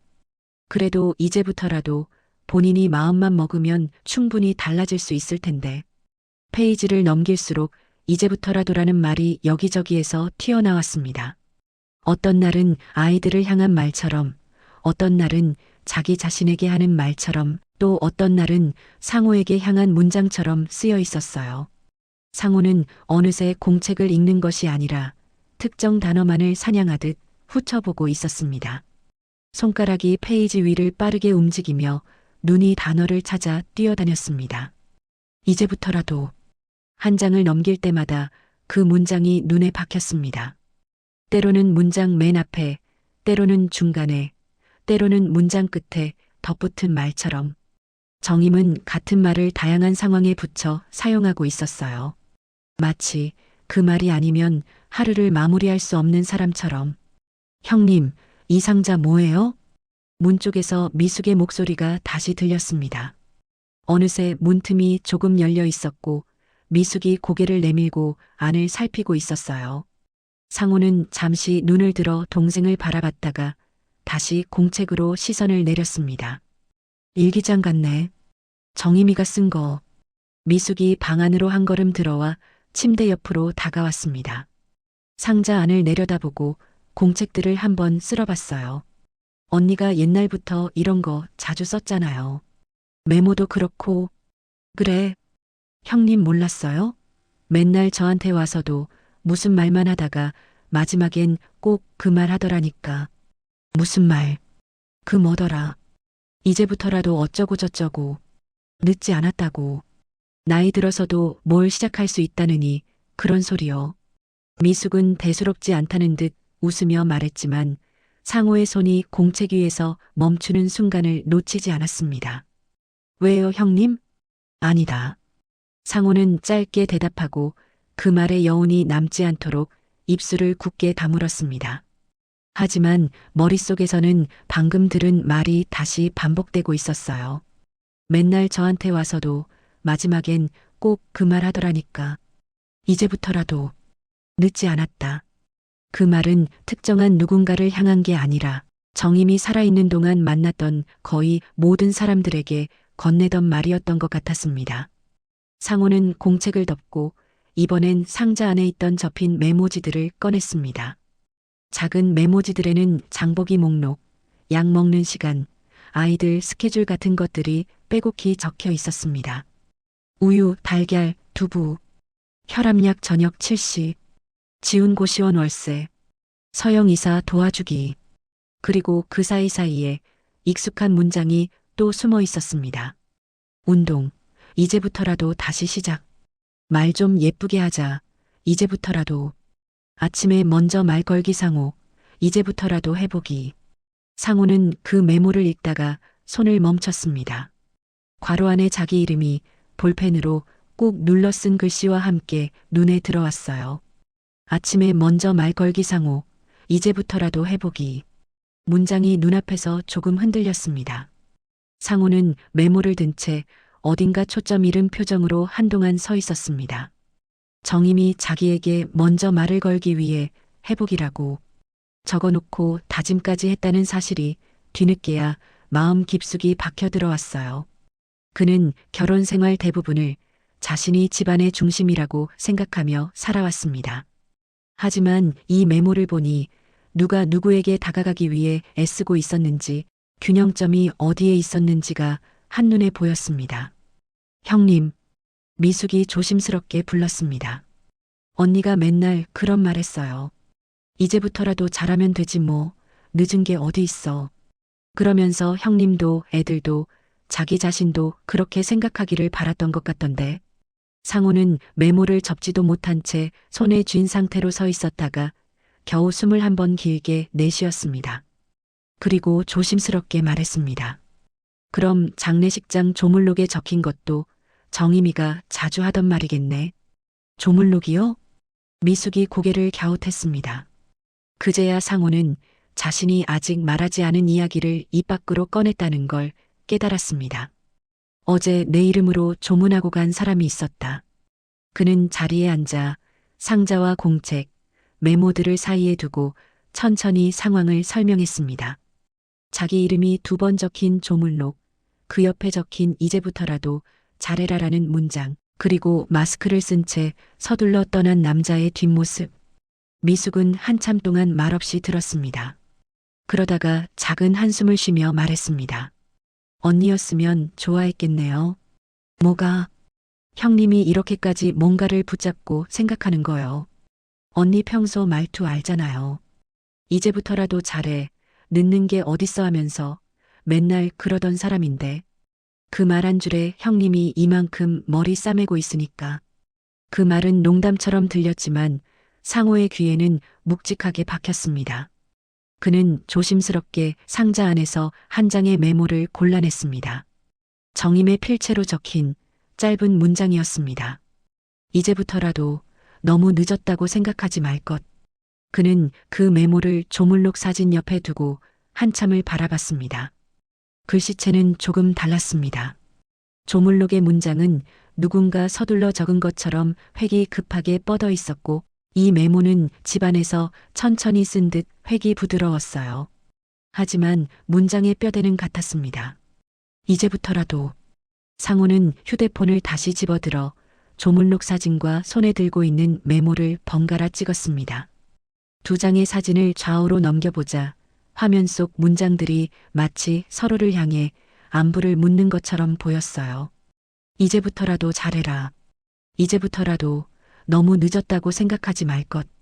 그는 사진을 몇 번이고 넘겨보면서 그 사이에 숨어있는 정임의 마음을 상상해 보았습니다. 누군가에게, 특히 자기에게 하고 싶었던 말. 수십 번 마음속으로만 중얼거리다가 결국 종이 위에 적어내려간 말들. 그렇게 한참을 앉아 있다가 상호는 상자 안 공책과 메모들을 다시 가지런히 정리해 뚜껑을 덮었습니다. 상자를 다시 서랍에 넣으려다가 그는 잠시 고민하더니 상자를 꺼낸 채 방 구석에 따로 내려놓았습니다. 형님, 치워요? 미숙이 물었습니다. 나도. 이건 내가 좀 더 봐야겠다. 상호의 목소리는 이전보다 조금 낮아졌지만 어딘가 결심이 섞여 있었습니다. 그는 상자를 바라보다가 문득 이런 생각이 들었습니다. 조물록의 그 한 줄이 꼭 한 사람의 메모일 필요가 있을까? 정임이 평생 입버릇처럼 했던 말, 아이들에게, 동생에게, 본인에게, 그리고 언젠가는 남편에게도 확실히 남기고 싶었던 말. 그 말이 누군가의 손을 빌려 장례식장 한가운데에 박힌 것일 수도 있겠다는 생각이 아주 희미하게 머릿속을 스쳤습니다. 하지만 그는 아직 그 생각을 입 밖으로 꺼내지 않았습니다. 지금은 여전히 누가 썼는지를 알고 싶어 하는 마음이 더 컸어요. 그래서 상호는 상자를 다시 한번 바라본 뒤 천천히 몸을 일으켰습니다. 잠깐 나갔다 올게. 어디 가게요? 문구점 좀. 미숙은 이해하지 못한 표정으로 형을 바라봤지만 더 묻지 않았습니다. 현관에 서서 구두를 다시 신으려던 순간 상호는 한번 멈칫했습니다. 거울에 비친 자신의 모습을 보니 어제 CCTV 화면 속 남자가 문득 겹쳐 보였어요. 검은 양복, 굽은 어깨, 서둘러 걷는 뒷모습. 그는 잠시 거울 앞에 서서 자신의 넥타이를 한 번 더 고쳐매고 주머니 안에 조물록 사진이 있는지 다시 확인했습니다. 손끝에 휴대폰의 단단한 감촉이 닿자 그는 문 손잡이를 돌렸습니다. 문이 열리고 차가운 바깥 공기가 얼굴로 밀려 들어왔습니다. 길게 들이쉰 숨 속에 아주 옅게 종이 냄새와 잉크 냄새가 섞여 있는 것 같은 기분이 들었습니다. 문구점에서 돌아온 저녁, 지방 공기는 낮보다 더 무거웠습니다. 해가 완전히 지고 나니 거실에 들어오는 빛은 TV 화면에서 새어나오는 푸른빛이 전부였어요. 뉴스 앵커의 목소리가 낮게 흘러나오고 있었지만 아무도 내용을 제대로 듣고 있지는 않았습니다. 윤상호는 안방에서 상자를 다시 한번 꺼내 테이블 위에 올려놓았습니다. 정임의 일기장과 메모들이 들어있는 그 연한 꽃무늬 상자. 뚜껑을 열자 낮에 맡았던 종이 냄새가 다시 올라왔습니다. 거실에서 발자국 소리가 다가오더니 딸 서영이 문틈으로 얼굴을 내밀었습니다. 아빠 뭐해요? 서영의 목소리에는 피곤함과 경계가 섞여 있었어요. 장례식 며칠 동안 밤낮으로 뛰어다니던 기운이 빠지고 나니 눈 밑에 진한 다크서클이 내려앉아 있었습니다. 상호는 한 손으로 상자 뚜껑을 잡은 채 딸 쪽을 돌아봤습니다. 들어와라. 그 말은 평소보다 조금 더 부드럽게 나왔지만 서영은 여전히 문 앞에서 잠깐 서성이다가 조심스럽게 안으로 들어왔습니다. 뒤이어 지훈도 슬리퍼를 끌며 방 안으로 들어왔어요. 둘 다 검은 옷을 아직 갈아입지 못한 채였습니다. 이게 뭐냐면 상호가 말을 시작하려다 잠시 멈추었습니다. 말을 어떻게 꺼내야 할지 스스로도 확신이 없었습니다. 대신 상자 안에서 얇은 공책 하나를 꺼내 펼쳤습니다. 페이지 한가운데 낮에 봐두었던 문장에 다시 시선이 박혔어요. 그래도 이제부터라도 다시 시작하면 늦지 않다. 글씨를 한 번 더 확인한 뒤 그는 공책을 서영 쪽으로 내밀었습니다. 봐라. 네 엄마 글씨다. 서영은 공책을 받아들고 눈길을 아래로 떨어뜨렸습니다.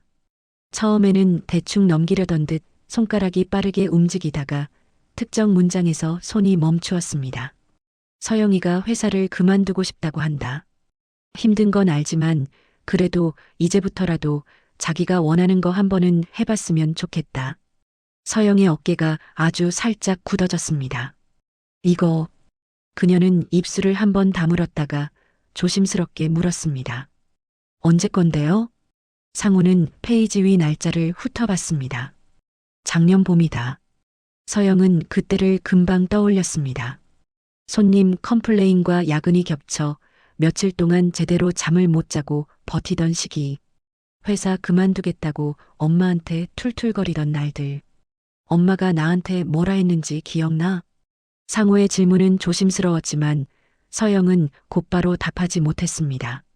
그녀는 잠깐 눈을 감았다가 떴습니다. 기억나죠? 서영이 천천히 말을 이었습니다. 그때 나 회사 때려치우겠다고 울면서 말했는데 엄마가 그러더라고요. 그래, 힘들면 그만둘 수도 있지. 근데 서영아, 이제부터라도 내가 원하는 거 한 번은 해보자. 늦었다고 생각하지 말고. 그녀는 마지막 문장을 말하면서 목소리가 조금 떨렸습니다. 그때도 이제부터라도라고 했어요. 지훈이 옆에서 조용히 서 있다가 기침을 한번 삼켰습니다. 상호의 시선이 자연스럽게 아들 쪽으로 옮겨갔습니다. 너도 들은 적 있냐? 지훈은 벽 쪽을 한번 바라봤다가 천천히 몸을 돌려 상자 안을 내려다봤습니다. 뭔가를 말하려다 말고 손이 먼저 움직였습니다. 있죠. 그는 상자 안에서 접힌 메모지 하나를 골라 들었습니다. 뒷면에는 볼펜 자국이 약간 비쳐 있었어요. 지훈은 메모를 펴서 앞면을 확인했습니다. 지훈이 방 너무 어둡게 있지 말 것. 이제부터라도 하루에 한 번은 햇빛 쐬게 하기.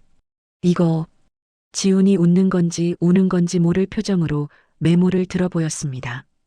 이거 나 고시원 있을 때 얘기 같네. 그는 고개를 조금 숙이고 말을 이었습니다. 엄마가 맨날 그랬거든요. 지훈아, 내가 방에서 안 나오는 건 이해하는데 이제부터라도 하루에 한 번만 밖에 나가자. 밥은 안 먹어도 되니까 햇빛은 좀 보자. 그 말을 따라하는 지훈의 목소리에는 엄마를 흉내내는 억양이 살짝 섞여 있었어요. 그러나 말끝으로 갈수록 그 억양은 점점 본인의 목소리와 섞여 흐려졌습니다. 상우는 두 남매의 얼굴을 번갈아 바라봤습니다. 둘 다 눈가가 빨개져 있었지만 누구도 먼저 눈물을 흘리지는 않고 있었습니다. 울기 시작하면 뭔가가 완전히 무너질 것 같아서 마지막 선을 겨우 붙잡고 있는 듯한 표정이었어요. 고모. 지훈이 문 쪽에 서 있던 미숙을 불렀습니다. 고모도 들은 적 있죠? 엄마한테 그 말. 미숙은 방 안으로 한 걸음 더 들어와 발치에 멈췄습니다. 얼굴에는 특유의 투박한 그러나 따뜻한 표정이 섞여 있었어요. 많이 들었지. 그녀는 한숨을 길게 내쉬었습니다. 언니가 우리 미용실에 가끔 와서 머리 말리는 동안에도 그런 소리 했어. 야, 미숙아. 너도 이제부터라도 자기 인생 살아라. 애들, 남편 눈치 보지 말고. 늦는 게 어딨어. 맨날 똑같은 소리. 미숙은 웃으며 말했다가 금방 입꼬리를 내렸습니다. 그래서 내가 그랬다니까. 언니는 맨날 그렇게 말하면서 정작 본인은 맨날 남 걱정만 한다고. 잠깐 정적이 흘렀습니다. 방 안 공기가 훨씬 더 촘촘해진 느낌이었어요. 상호는 상자 안에서 다른 공책 한 권을 꺼내 몇 장을 빠르게 넘겼습니다. 그러다 한 페이지에서 눈이 멈췄습니다. 상호는 또 말이 없었다. 그래도 이제부터라도 한번 진짜로 대화해보고 싶다. 문장은 짧았지만 회끝마다 눌린 자국이 유난히 깊었습니다. 상호는 그 페이지를 조심스럽게 찢어내지도 못한 채 손으로 가볍게 눌러보기만 했습니다. 엄마가 서영이 공책을 들여다보며 조심스럽게 말했습니다. 아빠한테도 똑같이 말하긴 했어요. 상호의 눈동자가 서영 쪽으로 옮겨갔습니다. 언제? 그냥 가끔요. 서영이 기억을 더듬듯 말을 이었습니다. 아빠 퇴근 늦게 하시고 집에 와서 밥 먹으면서 TV만 보실 때 엄마가 설거지하면서 그러더라고요. 야, 저 사람은 이제부터라도 좀 말문을 열어야 돼. 맨날 회사 얘기만 하지 말고 자기 생각도 좀 말하고. 그런데 막상 아빠 앞에서는 그렇게까지는 못 말하고 그냥 웃으면서 넘기고. 서영은 말을 마치고 공책을 조용히 덮었습니다. 방 안에 있던 네 사람의 시선이 자연스럽게 한 곳으로 모였습니다. 상자 안에 쌓인 일기와 메모들 위로. 그리고 그 모든 문장 속에 반복되어 등장하는 몇 개의 단어로. 이제부터라도. 상호는 모간이 막히는 느낌을 받았습니다. 이 단어는 누군가에게만 던진 말이 아니었습니다. 아이들에게, 동생에게, 환자들에게, 동네 사람들에게, 그리고 무엇보다도 자기 자신에게. 그리고 언젠가는 분명 자신을 향해서도. 그럼 상우가 어렵게 입을 열었습니다. 엄마가 마지막까지 하고 싶었던 말도 그거였겠네. 그의 말은 반쯤 질문이었고 반쯤은 확신이었습니다. 지훈이 고개를 끄덕였습니다. 그날도 그랬어요. 어느 날 엄마 병원서 마지막으로 퇴원하고 집에 왔던 날이요. 지훈의 시선이 멍하니 방 한 구석으로 향했습니다. 저한테 그러더라고요. 지훈아, 너는 지금부터라도 괜찮아질 수 있어. 내가 늦었다고 생각하는 거, 나는 하나도 안 늦었다고 생각해. 그리고 아빠 얘기도 했어요. 상우의 손이 공책 위에서 멈췄습니다. 뭐라고 했는데? 내 아빠도 지금이라도 괜찮아질 수 있을까? 그러더니 금방 또 웃으면서 말 바꿨죠. 뭐, 저 사람은 이제부터라도 라는 말조차 안 듣고 살았으니까. 나라도 가끔 해줘야지. 지우는 마지막 문장을 말하면서 억지로 입꼬리를 올렸습니다. 하지만 웃음은 제대로 만들어지지 못하고 중간에 부서졌어요. 미숙이 한쪽에서 코를 훌쩍이며 고개를 저었습니다. 언니 스타일 그대로네. 그래도 끝까지 형님 걱정. 상호는 아무 말도 하지 못했습니다. 가슴 안쪽에서 무언가가 천천히 내려앉는 느낌이 들었어요. 조물록 페이지 위 익명의 글씨로 적혀 있던 그 한 줄. 이제부터라도 잘해라. 그 말이 이제 다른 층으로 겹쳐 보이기 시작했습니다. 단순히 누군가가 툭 던진 충고가 아니라 정임이 평생 여러 사람에게 건네왔던 말들이 농축되어 하나의 문장으로 박힌 것처럼 느껴졌어요. 아빠, 서영이 조심스럽게 불렀습니다. 솔직히 말해도 돼요?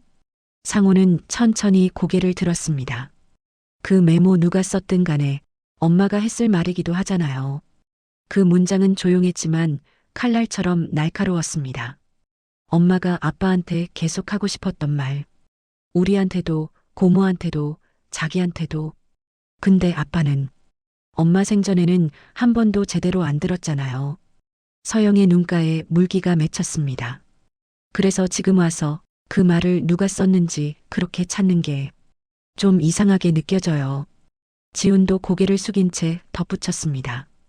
아빠가 진짜 신경 써야 되는 건 그 말을 누가 썼냐가 아니라 그 말을 듣고 나서 아빠가 뭘 할 거냐인 것 같은데 두 남매의 말은 정면으로 부딪히는 비난이라기보다는 여태까지 쌓여있던 서운함이 조용히 모습을 드러낸 것에 가까웠습니다.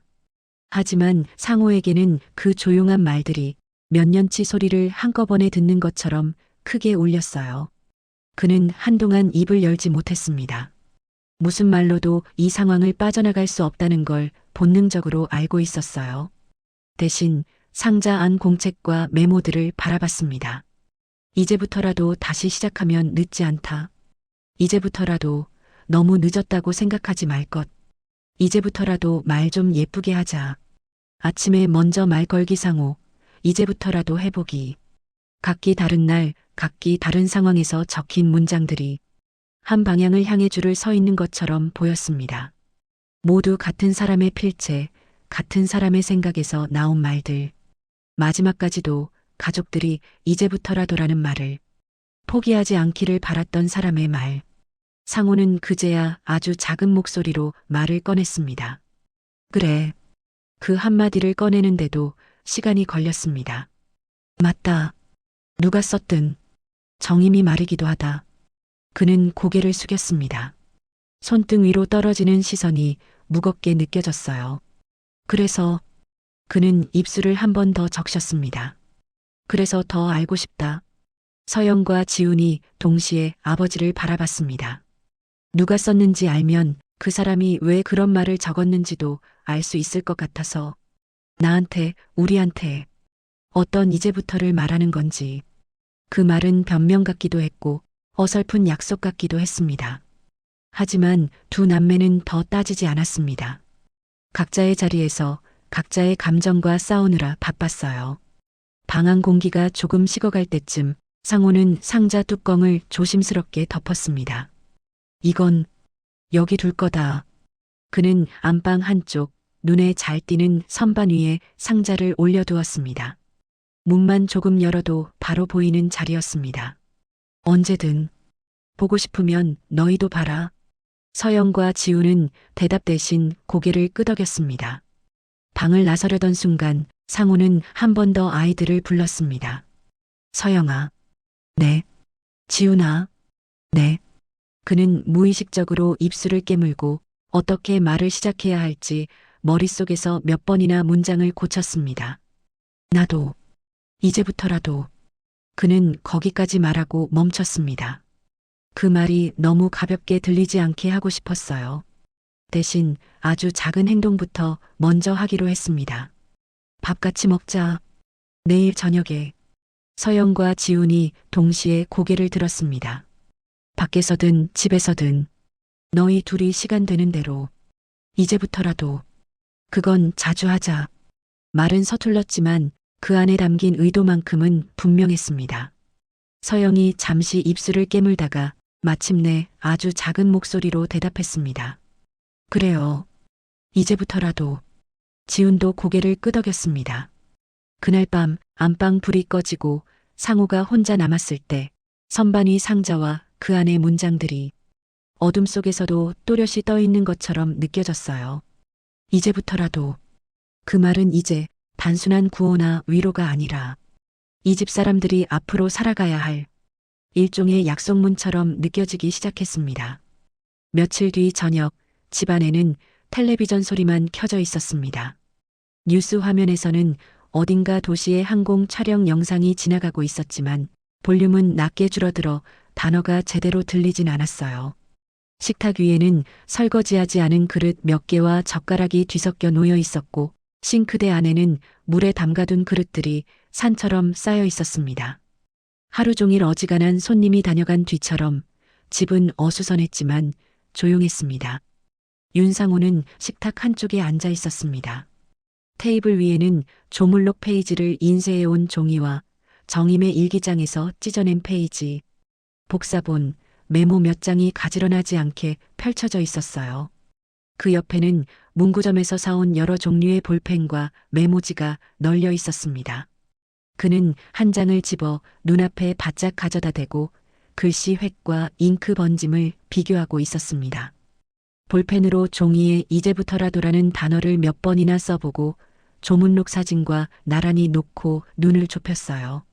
이제부터라도, 이제부터라도, 이제부터라도. 종이 위에 같은 단어가 여러 줄로 쌓여가고 있었습니다. 그때 부엌에서 설거지하는 소리가 잦아들더니 물 흐르는 소리가 멈췄습니다. 서영이 손을 털며 부엌에서 나와 식탁 쪽으로 다가왔어요. 아빠, 그만 좀 해요. 서영의 목소리는 처음에는 건조했습니다.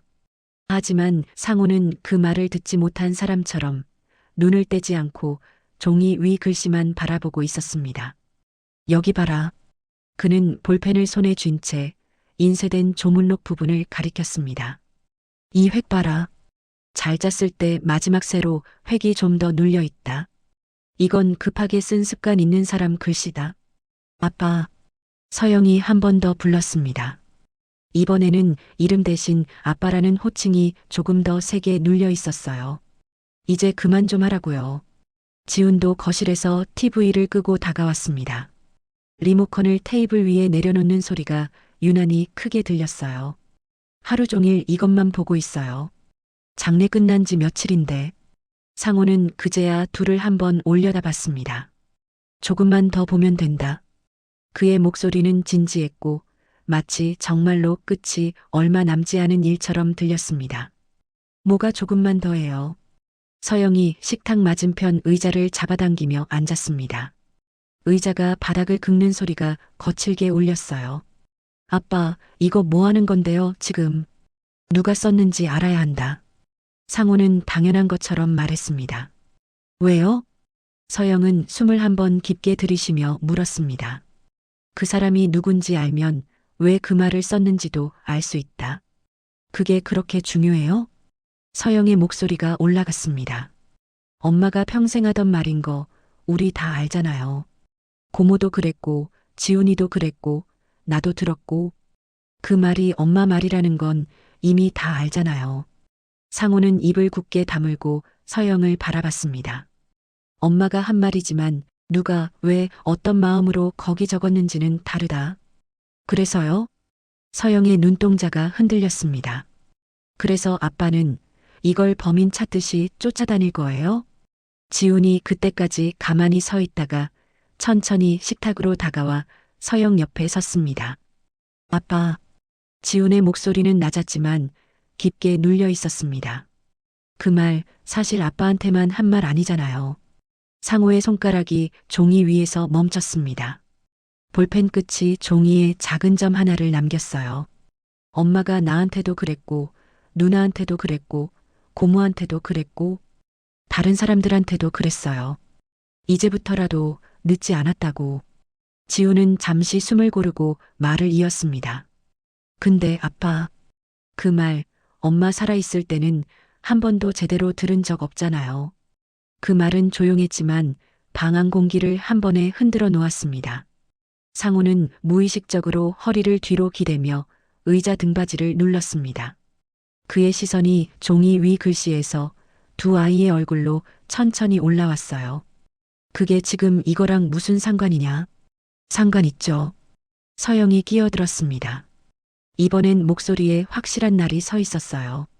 엄마 살아있을 땐 엄마가 무슨 말 해도 그래, 그래 하고 넘기던 사람이 이제 와서 갑자기 메모 한 장 들고 인쇄하고 확대하고 CCTV 뒤지고 우리가 보기엔 그냥 너무 늦었는데 뒤늦게 난리치는 것처럼 보여요.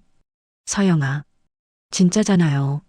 서영은 눈가를 빨갛게 물들이며 계속 말을 이어갔습니다. 한 번 터진 말은 이제 멈추지 않았어요. 엄마 병원에 있을 때도 힘들다고 하면 조금만 버티면 나아지겠지 하고 넘어가고 검사 결과 안 좋게 나오면 그냥 회사 얘기만 하고 엄마가 아빠한테 무슨 얘기하려고 하면 나중에 얘기하자 피곤하다고 하고 방에 들어가서 TV 켜고 기억들이 한꺼번에 쏟아져 나왔습니다. 엄마가 나한테 그랬어요. 내 아빠는 이제부터라도 잘할 수 있을까? 그럴 때마다 내가 뭐라고 했는지 알아요? 서영은 목소리를 조금 낮췄습니다. 엄마 아빠는 원래 그런 사람이야. 그냥 기대하지 말고 우리끼리 잘 살자. 내가 그렇게 말했어요. 지훈이 옆에서 고개를 약간 떨궜습니다. 그도 기억나는 대목이 있는 듯 했습니다. 근데 지금 아빠는 엄마가 평생 입버릇처럼 하던 그 말 하나 들고 와서 누가 썼냐만 붙잡고 있잖아요. 정작 엄마는 지금 여기 없는데. 서영의 눈에서 결국 눈물이 한 방울 떨어졌습니다. 테이블 위 종이에 작은 물자국이 생겼어요. 지훈이 그 모습을 잠깐 보다가 식탁에 손을 올렸습니다. 아빠, 솔직히 말해볼게요. 그는 한 번 손가락을 꾹 눌러 테이블을 두드렸습니다. 내가 보기엔 아빠 이거 진짜로 엄마 말의 의미를 알고 싶어서라기보단 밀어놓은 죄책감이랑 후회 덜 느끼려고 명확한 범인을 찾으려는 것처럼 보여요. 범인이라니. 상호의 눈썹이 떨렸습니다. 그래. 누가 이 말을 썼는지 알면 아, 저 사람이 한 말이지. 엄마가 직접 한 말은 아니니까. 이렇게 마음속에서 좀 분리해 놓을 수 있을 것 같아서. 그렇지 않아요? 지훈의 말은 조용히 그러나 정확하게 들어왔습니다. 상호는 갑자기 숨이 막히는 느낌을 받았습니다. 모간이 뻑뻑해지고 가슴 한가운데가 먹먹하게 조여왔어요. 나는 그가 무언가 말을 꺼내려 했지만 혀가 제대로 움직이지 않는 것 같았습니다. 나는 그냥 뭐요? 서영이 되물었습니다. 그냥 알고 싶었다. 상호는 겨우 그 말을 꺼냈습니다. 왜 지금인지, 왜 장례식장에서인지, 왜 내 이름으로 적었는지, 왜 그 말인 건지. 그는 눈을 감았다 떴습니다. 내가 뭘 그렇게까지 잘못했는지 정확히 알고 싶었다. 그 문장을 내뱉고 나자 방 안 공기가 느리게 가라앉았습니다. 지훈이 낮게 웃음을 한번 터뜨렸습니다. 즐거운 웃음이 아니었습니다. 정확히 알고 싶다고요? 그는 고개를 저었습니다. 엄마 병원 왔다 갔다 하던 몇 년 동안 그때그때 이야기했으면 이미 다 알 수 있었을 거예요. 엄마가 그렇게 어려운 말만 한 것도 아니고. 그는 손가락으로 테이블 위 메모 하나를 톡 쳤습니다. 아침에 먼저 말 걸기 상호. 이제부터라도 해보기. 이거 보면 알잖아요. 아빠가 뭘 정확히 못했는지. 상호는 메모를 내려다봤습니다. 먹먹하던 가슴이 갑자기 뜨거워지는 것 같았습니다. 목소리가 조금 거칠게 튀어나왔습니다. 그래서 너희는 다 알고 있었던 거냐? 네. 서영이 단호하게 대답했습니다. 엄마가 우리한테 얘기했으니까. 우리한테는 많이. 그럼 왜 그때는? 상호의 목소리가 흔들렸습니다. 왜 그때는 아무 말도 안 했냐? 서영이 잠시 입술을 깨물었습니다. 했어요. 뭐? 아빠 피곤하다고 할 때마다 엄마가 서운해한다고 조금만 더 대화 좀 해보라고 몇 번이나 말했어요. 근데 아빠가 뭐라 그랬는지 기억 안 나요? 상호는 대답하지 못했습니다. 대신 머릿속 어딘가에서 익숙한 말투가 떠올랐습니다. 회사 사람들 상대하는 것도 벅차 죽겠는데 집에 와서까지 말 상대를 또 하라고? 나도 힘들어. 나도. 좀 조용히 있게 놔둬라. 그 말들은 예전에 큰 의미 없이 던졌던 말들이었지만 지금 떠올려 보니 칼날 같았습니다. 지훈이 그 틈을 놓치지 않고 말을 이었습니다. 아빠, 우리도 힘들었어요. 엄마 사이에 끼어서 한쪽에선 엄마 얘기 들어주고 다른 한쪽에선 아빠 눈치 보고. 그는 한 손으로 이마를 짚었습니다. 그래도 엄마는 끝까지 이제부터라도만 했어요. 도중에 포기할 수도 있었는데도 방 안 공기가 더 이상 버틸 수 없을 만큼 팽팽해졌습니다. 드디어 무언가가 툭 하고 끊어지는 소리가 나는 듯 했습니다. 그래, 알겠다.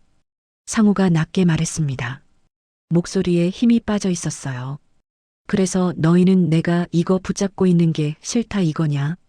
서영과 지훈은 동시에 고개를 끄덕였습니다. 싫다기보단 지훈이 말을 골랐습니다. 엄마한테 미안하면 이제라도 우리를 좀 봐줬으면 좋겠어요. 메모 쓴 사람이 누군지보다 지금 여기 있는 사람부터 좀 보라고요. 테이블 위 메모와 복사본들 사이로 네 사람의 숨소리가 겹쳐졌습니다. 상호는 그 말들을 듣고도 반박하지 못했습니다. 머릿속 어디선가 아주 오랫동안 쌓여있던 무언가가 서서히 무너지는 느낌이 들었어요. 그는 볼펜을 내려놓았습니다. 손가락이 하얗게 질려 있었습니다. 한참 만에 그는 허리를 앞으로 숙이고 두 손으로 얼굴을 감쌌습니다. 어깨가 아주 천천히 들썩였습니다. 소리를 내서 우는 것도 아니고 완전히 무너지지도 않은 어정쩡한 모습이었습니다. 하지만 서영과 지훈에게는 태어나서 처음 보는 아버지의 뒷모습 같았습니다. 나도. 손으로 얼굴을 가린 채 상우가 겨우 말을 꺼냈습니다. 나도 지금에서야 알겠다. 그는 숨을 들이켰다가 길게 내쉬었습니다. 언제부터 잘했어야 하는지, 언제부터 말을 들었어야 하는지, 언제부터라도 라는 말이 얼마나 오래된 건지. 미숙이 부엌 문턱에 기대 있다가 조용히 고개를 끄덕였습니다. 그녀의 눈가도 촉촉해져 있었어요. 형님, 미숙이 부드럽게 불렀습니다. 그래도 지금이라도 그 말 제대로 들은 게 어디예요? 상호는 그 말에 대답하지 못했습니다. 대신 손가락 틈 사이로 흐릿하게 보이는 테이블 위 메모들을 바라봤습니다. 이제부터라도 너무 늦었다고 생각하지 말 것. 이제부터라도 다시 시작하면 늦지 않다. 이제부터라도 잘해라.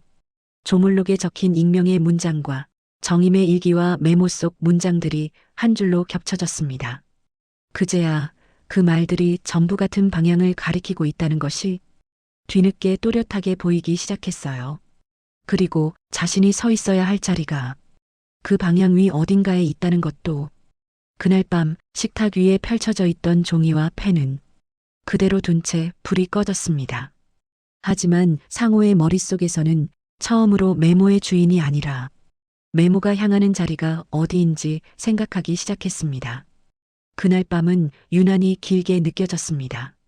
식탁 위에 흩어져 있던 종이들과 볼펜, 메모들은 아이들이 방으로 들어간 뒤에도 그대로였습니다.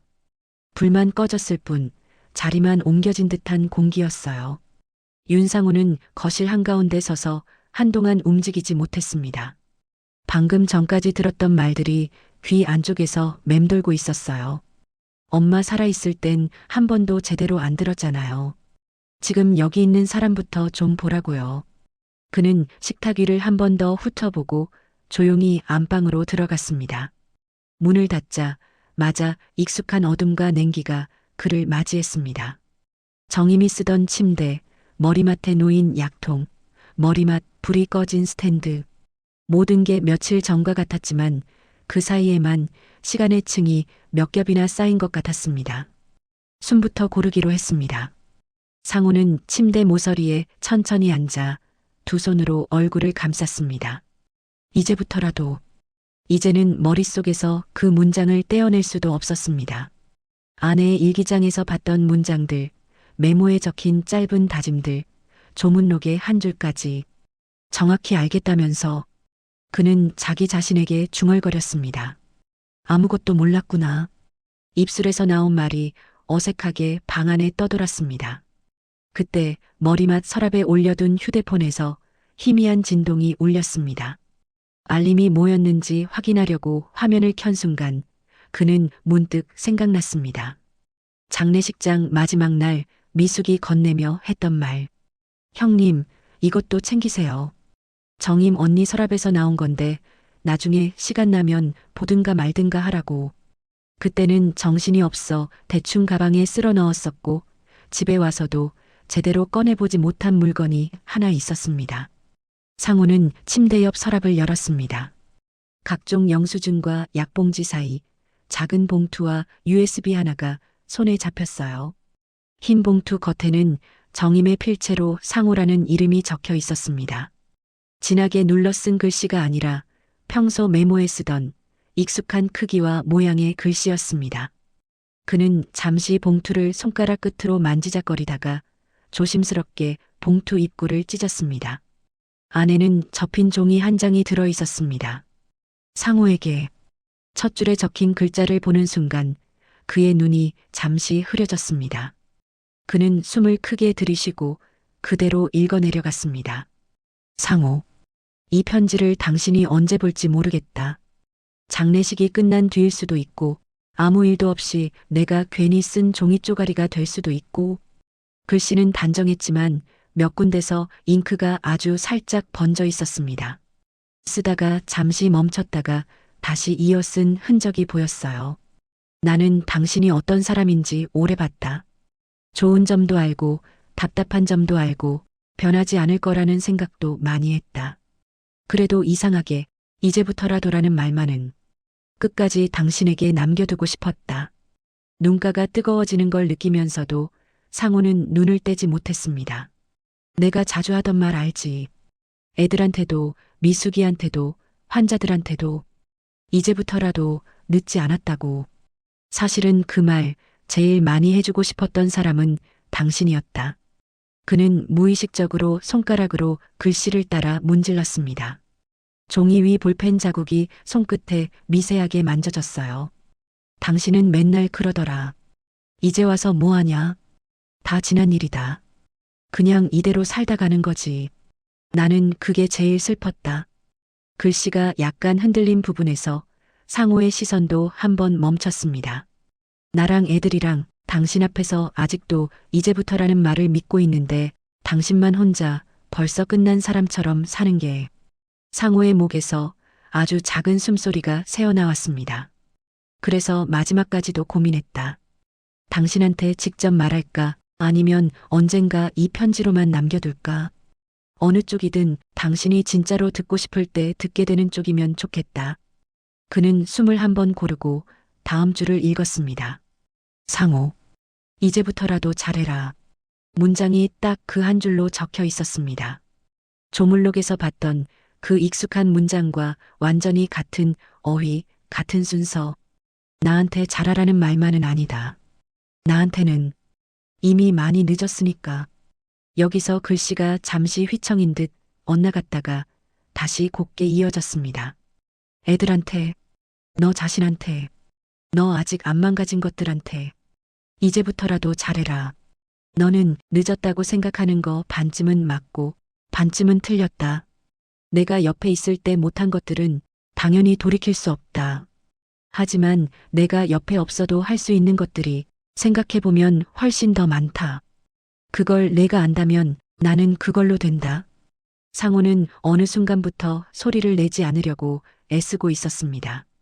목 뒤가 따끔거리고 가슴 안쪽이 조여왔지만 종이에서 눈을 떼지 않았어요. 나도 많이 미안하다. 당신 탓만 하면서 살았던 날들이 있다. 나도 지치고, 나도 외롭고, 나도 누군가에게 이제부터라도라는 말을 듣고 싶었던 적이 있다. 근데 돌이켜보면 그걸 제일 해주고 싶었던 사람이 당신이었다. 당신이 나한테 해줬어야 한다고 생각했던 말들을 나는 내 쪽에서 먼저 해보고 싶었다. 이제부터라도 너한테도 애들한테도 나 자신한테도. 편지의 마지막 부분은 짧았습니다. 만약 이걸 보고 있다면 나는 아마 옆에 없겠지. 나는 그래도 당신이 언젠가 한 번이라도 정말로 이 말을 자기 입으로 할 거라고 믿는다. 이제부터라도 잘해보자. 그때 애들 옆에 꼭 있어라. 그리고 가능하면 당신 자신 옆에도. 정임. 마지막 서명까지 읽어내려간 뒤 상호는 한동안 종이를 내려놓지 못했습니다. 숨이 고르지 않았습니다. 길게 들이쉬면 가슴이 아팠고 짧게 내쉬면 어딘가가 메마르는 느낌이었습니다. 정임아. 그의 입에서 아주 오랜만에 이름이 또렷하게 나왔습니다. 살아있을 때는 거의 부르지 않던 이름이었습니다. 대부분 야, 여보, 애들 엄마 같은 말들로 불렀던 사람. 그 이름이 방 안에 울리자 잠깐, 정말 잠깐 어딘가에서 대답이 돌아올 것 같은 착각이 들었습니다. 하지만 방 안은 조용했습니다. 냉장고 돌아가는 소리와 바깥 도로를 지나는 차 소리가 희미하게 들릴 뿐이었어요. 얼마나 그렇게 앉아 있었는지 모를 만큼 시간이 흐른 뒤 상호는 문득 USB를 떠올렸습니다. 봉투에서 꺼냈던 손가락만 한 작은 기계에 편지를 접어 조심스레 옆에 내려놓고 그는 서랍에서 오래된 노트북을 꺼내 전원을 켰습니다. 노트북은 오래되어 켜지는데도 한참이 걸렸습니다. 부팅 소리를 들으면서 그는 손에 든 USB를 몇 번이나 뒤집어 보았습니다. 이것까지 봐야 하나? 머릿속 어딘가에서는 이미 충분히 혼났다는 생각이 들기도 했습니다. 하지만 또 다른 한편에서는 여기서 멈추면 안 된다는 느낌이 더 강했습니다. 이제부터라도 잘해라. 그 문장이 더 이상 한 줄짜리 명령처럼 느껴지지 않았습니다. 길고 길었던 정임의 시간, 입버릇 같은 말 속에 숨겨져 있던 마음의 일부가 조금은 보이기 시작한 뒤였어요. 노트북 바탕화면이 뜨자 상호는 떨리는 손으로 USB를 포트에 꽂았습니다. 잠시 후 작은 창이 열리며 폴더 하나가 나타났습니다. TOFAMILY. 폴더 이름을 클릭하자 여러 개의 영상 파일과 음성 파일이 목록으로 떠올랐습니다. 파일 이름에는 날짜와 함께 짧은 메모가 붙어 있었습니다. 2023 서영에게, 2023 지훈에게, 2024 가족 전체, 2024 상호에게. 상호의 손가락이 마지막 파일 이름 위에서 멈췄습니다. 2024 상호에게. 그는 숨을 들이쉬고 바로 그 파일을 클릭하지 못했습니다. 대신 가족 전체라는 이름이 붙은 파일을 먼저 눌렀습니다. 화면이 깜빡이더니 노트북 화면 속에 익숙한 거실이 나타났습니다. 정임이 앉아 있었습니다. 머리가 조금 빠지고 얼굴이 야위긴 했지만 분명히 아직 웃을 수 있던 때의 표정이었습니다. 영상 속 정임이 카메라를 향해 손을 한번 흔들었습니다. 이거 나중에 애들이랑 상호가 볼지 안 볼지 모르겠지만 그래도 찍어 놓으면 언젠가 누군가 보겠지 뭐. 세팅이 어색한지 그녀는 카메라 각도를 몇 번 조절하다가 결국 포기하고 그대로 말을 이어갔습니다. 일단 다들 고생 많았고 앞으로도 고생 많을 거고. 그녀는 웃으며 말했습니다. 내가 없다고 해서 너희 인생이 중간에 끊기는 건 아니니까. 이제부터라도 각자 자기 인생 잘 살았으면 좋겠다. 또 나왔다. 이제부터라도. 영상 속 단어가 실제 공기 중으로 흘러나오는 걸 듣는 순간 상호는 알 수 없는 전율을 느꼈습니다. 정임은 한 사람 한 사람의 이름을 부르며 각자에게 바라는 말을 짧게 남기고 있었습니다. 서영에게는 이제부터라도 내 인생 먼저 생각해라. 지훈에게는 이제부터라도 내가 괜찮다고 믿어라. 미숙에게는 이제부터라도 자기 몸 챙기라. 그리고 마지막에 그녀는 잠시 말을 멈추고 숨을 골랐다가 카메라를 똑바로 바라봤습니다. 그리고 정임이 입술을 한번 다물었다가 조금 더 또렷한 목소리로 말했습니다. 우리 집 가장, 윤상호 씨. 상호의 숨이 가볍게 멎었습니다. 당신. 영상 속 정임은 마치 바로 눈앞에 있는 사람과 마주 앉아 있는 것처럼 자연스럽게 호칭을 붙였습니다. 이제부터라도 잘해. 영상은 거기서 잠시 끊길 듯 하다가 정임이 급히 손을 내밀어 카메라를 조절하는 장면이 이어졌습니다. 에이, 너무 짧나? 그녀가 혼자 웃었습니다. 아무튼 이제부터라도 잘해. 그게 무슨 뜻인지는 당신이 제일 잘 알 거라고 믿을게. 화면이 꺼졌습니다. 상호는 노트북 앞에서 한동안 움직이지 못했습니다. 정임의 목소리는 기억 속에서보다 더 맑고 또렷했습니다. 살아있을 때는 귀에 잘 들어오지 않던 말투였는데 지금 들으니 하나하나가 크게 울렸어요. 그리고 마지막으로 남은 파일 하나. 2024 상호에게. 그는 결국 그 파일을 클릭하지 못했습니다. 지금 그걸 틀면 무너져야 할 것들이 한꺼번에 무너져버린 것만 같았어요. 대신 그는 조용히 파일 이름만 몇 번이고 눈으로 훑어봤습니다. 상호에게. 편지와 영상, 조물록 메모까지 여러 방향에서 여러 시간에서 같은 메시지가 겹쳐지고 있었습니다. 이제부터라도 잘해라. 그 말이 이제는 누가 썼냐의 문제가 아니라 내가 어떻게 받을 거냐의 문제가 되어버렸다는 걸 그는 서서히 인정하기 시작했습니다. 노트북 화면을 닫지는 않았습니다. USB도 빼지 않았습니다.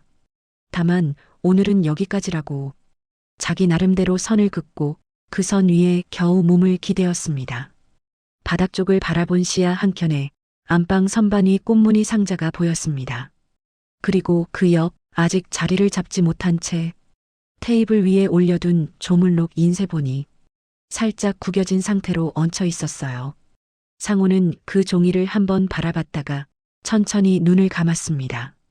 이제부터라도. 그 말이 벌처럼 쏘아붙이는 말이 아니라 조용히 등을 떠미는 손처럼 느껴진 건 그날 밤이 처음이었습니다. 며칠이 더 흘렀습니다.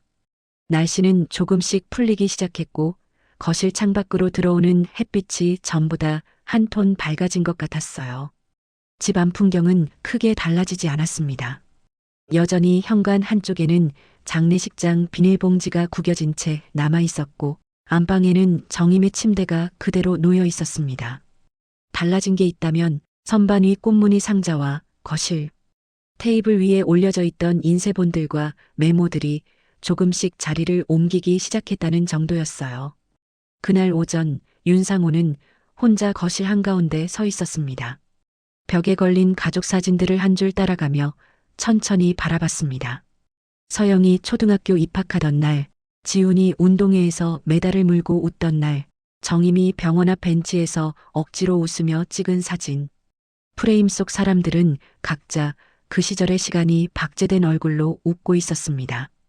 상호는 손에 작은 액자 하나를 들고 있었어요. 액자 안에는 조물록에서 잘라낸 메모가 들어 있었습니다. 이제부터라도 잘해라. 하얀 종이 조각은 작은 액자 안에서도 눈에 잘 띄었습니다. 그는 액자를 들고 벽 앞에 서서 어디에 걸어야 할지 몇 번이나 위치를 바꿔봤습니다. 가족 사진들 사이, 정임이 혼자 찍힌 사진 아래, 혹은 거실 시계요. 아저씨, 뭐해요? 문 쪽에서 미숙의 목소리가 들렸습니다. 그녀는 시장에서 들고 온 비닐봉투를 싱크대 위에 내려놓고 손을 털며 거실로 나왔어요. 못을 어디 박을까 하고 있다. 상호는 벽을 바라본 채 짧게 대답했습니다. 뭐? 미숙이 그의 손에 들린 액자를 보더니 고개를 조금 갸웃했습니다. 저거 그 메모네요. 그래. 그걸 거기다 걸 거예요? 눈에 잘 보이는데 걸어야지. 상호의 말투는 담담했습니다. 변명도 덧붙이는 설명도 없었어요. 미숙은 한숨인지 웃음인지 모를 소리를 한번 내뱉었습니다. 언니가 보면 좋아하겠다. 그 말에 상우는 잠깐 고개를 돌렸다가 다시 벽으로 시선을 돌렸습니다. 어디가 낫겠냐? 그 질문은 자연스럽게 나왔습니다. 예전 같으면 혼자 결정하고 말았을 일을 이제는 누군가에게 묻고 싶어졌어요. 미숙은 벽을 한번 훑어보았습니다. 저기요. 그녀가 손가락으로 가리켰습니다. 정임이 아이들 사이에 앉아있는 가족 사진 바로 옆 빈자리.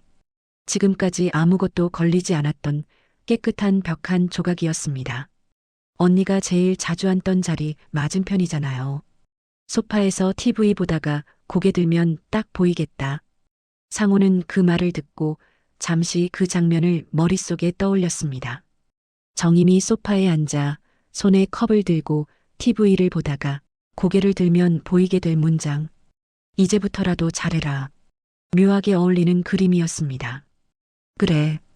그는 짧게 대답하고 공구함에서 작은 망치와 못을 꺼냈습니다. 못을 벽에 대고 한 번, 두 번 조심스럽게 두드렸어요. 망치질 소리가 집안을 울렸습니다. 부엌에서 지훈이 고개를 내밀었다가 다시 안으로 들어갔습니다. 방 안에 있던 서영도 문을 살짝 열고 거실을 힐끗 봤어요. 못이 벽에 단단히 박히자 상우는 액자를 걸었습니다. 액자가 미세하게 흔들리다가 제자리를 찾았어요. 그는 몇 걸음 뒤로 물러났습니다. 벽 한가운데 가족 사진들 사이에 박힌 하얀 직사각형. 그 안에 담긴 짧은 문장이 방 안을 향해 조용히 떠 있었어요. 어때요? 미숙이 물었습니다. 상우는 조금 긴 침묵 끝에 대답했습니다. 딱 좋다. 그 말에는 이제 피할 수 없겠다는 체념과 그래도 이 정도는 괜찮다는 수긍이 함께 섞여 있었습니다. 그날 저녁 상우는 오랜만에 장을 봤습니다. 집 근처 마트에서 고기와 채소, 과일과 음료수를 골랐습니다. 장바구니가 묵직해질 때까지 물건들을 담았어요. 계산대 앞에 줄을 서 있는 동안 그는 몇 번이나 휴대폰을 꺼냈다 넣었다 했습니다. 서영 아빠, 오늘 저녁에 집에 있어? 상우 있다. 저녁 같이 먹자. 서영 몇 시쯤? 상우 7시쯤으로 하자. 잠시 후 지훈에게도 메시지가 하나 왔습니다. 지훈 누나한테 들었어요. 오늘 같이 먹어요. 짧은 문장들이었지만 상우는 그 메시지들을 몇 번씩 다시 읽어봤습니다. 같이 먹어요. 그 말을 누군가가 먼저 해준 것이 오랫동안 없었던 일이었습니다. 집에 돌아와 장바구니를 푸는 동안 그는 최대한 손을 바쁘게 움직이려 했습니다. 집중하지 않으면 괜히 벽에 걸린 액자 쪽으로만 자꾸 시선이 갈 것 같았어요. 부엌에서 지훈이 나와 접시를 꺼냈습니다. 도와줄게요. 그 말에 상우는 잠깐 놀란 듯 그를 바라봤다가 고개를 끄덕였습니다. 그럼 저녁상 좀 차려라. 나는 고기 먼저 굽고. 잠시 뒤 서영도 퇴근 후 코트를 벗으며 들어왔습니다. 뭐야 냄새. 야 빨리 손 씻고 와. 지훈이 장난스럽게 말했습니다. 서영은 투덜거리는 척하면서도 표정 어딘가에 묘한 기대가 섞여 있었어요. 식탁 위에는 오랜만에 세 사람이 동시에 앉을 수 있을 만큼 음식이 올라갔습니다. 고기와 나물, 김치와 쌈채소, 과일 몇 조각까지. 와, 이 집에서 이런 상 처음 보는 것 같은데. 서영이 젓가락을 들며 말했습니다. 너희 엄마가 들으면 기분 나쁘겠다. 상우가 반사적으로 받아쳤다가 문득 말을 멈췄습니다. 예전 같았으면 그냥 농담으로 지나갔을 말이 지금은 조금 다르게 들렸어요. 아니다. 그는 말을 고쳐 잡았습니다. 엄마가 있어서 할 수 있었던 상이었지. 말은 서툴렀지만 두 남매는 그 말의 의미를 금방 이해했습니다.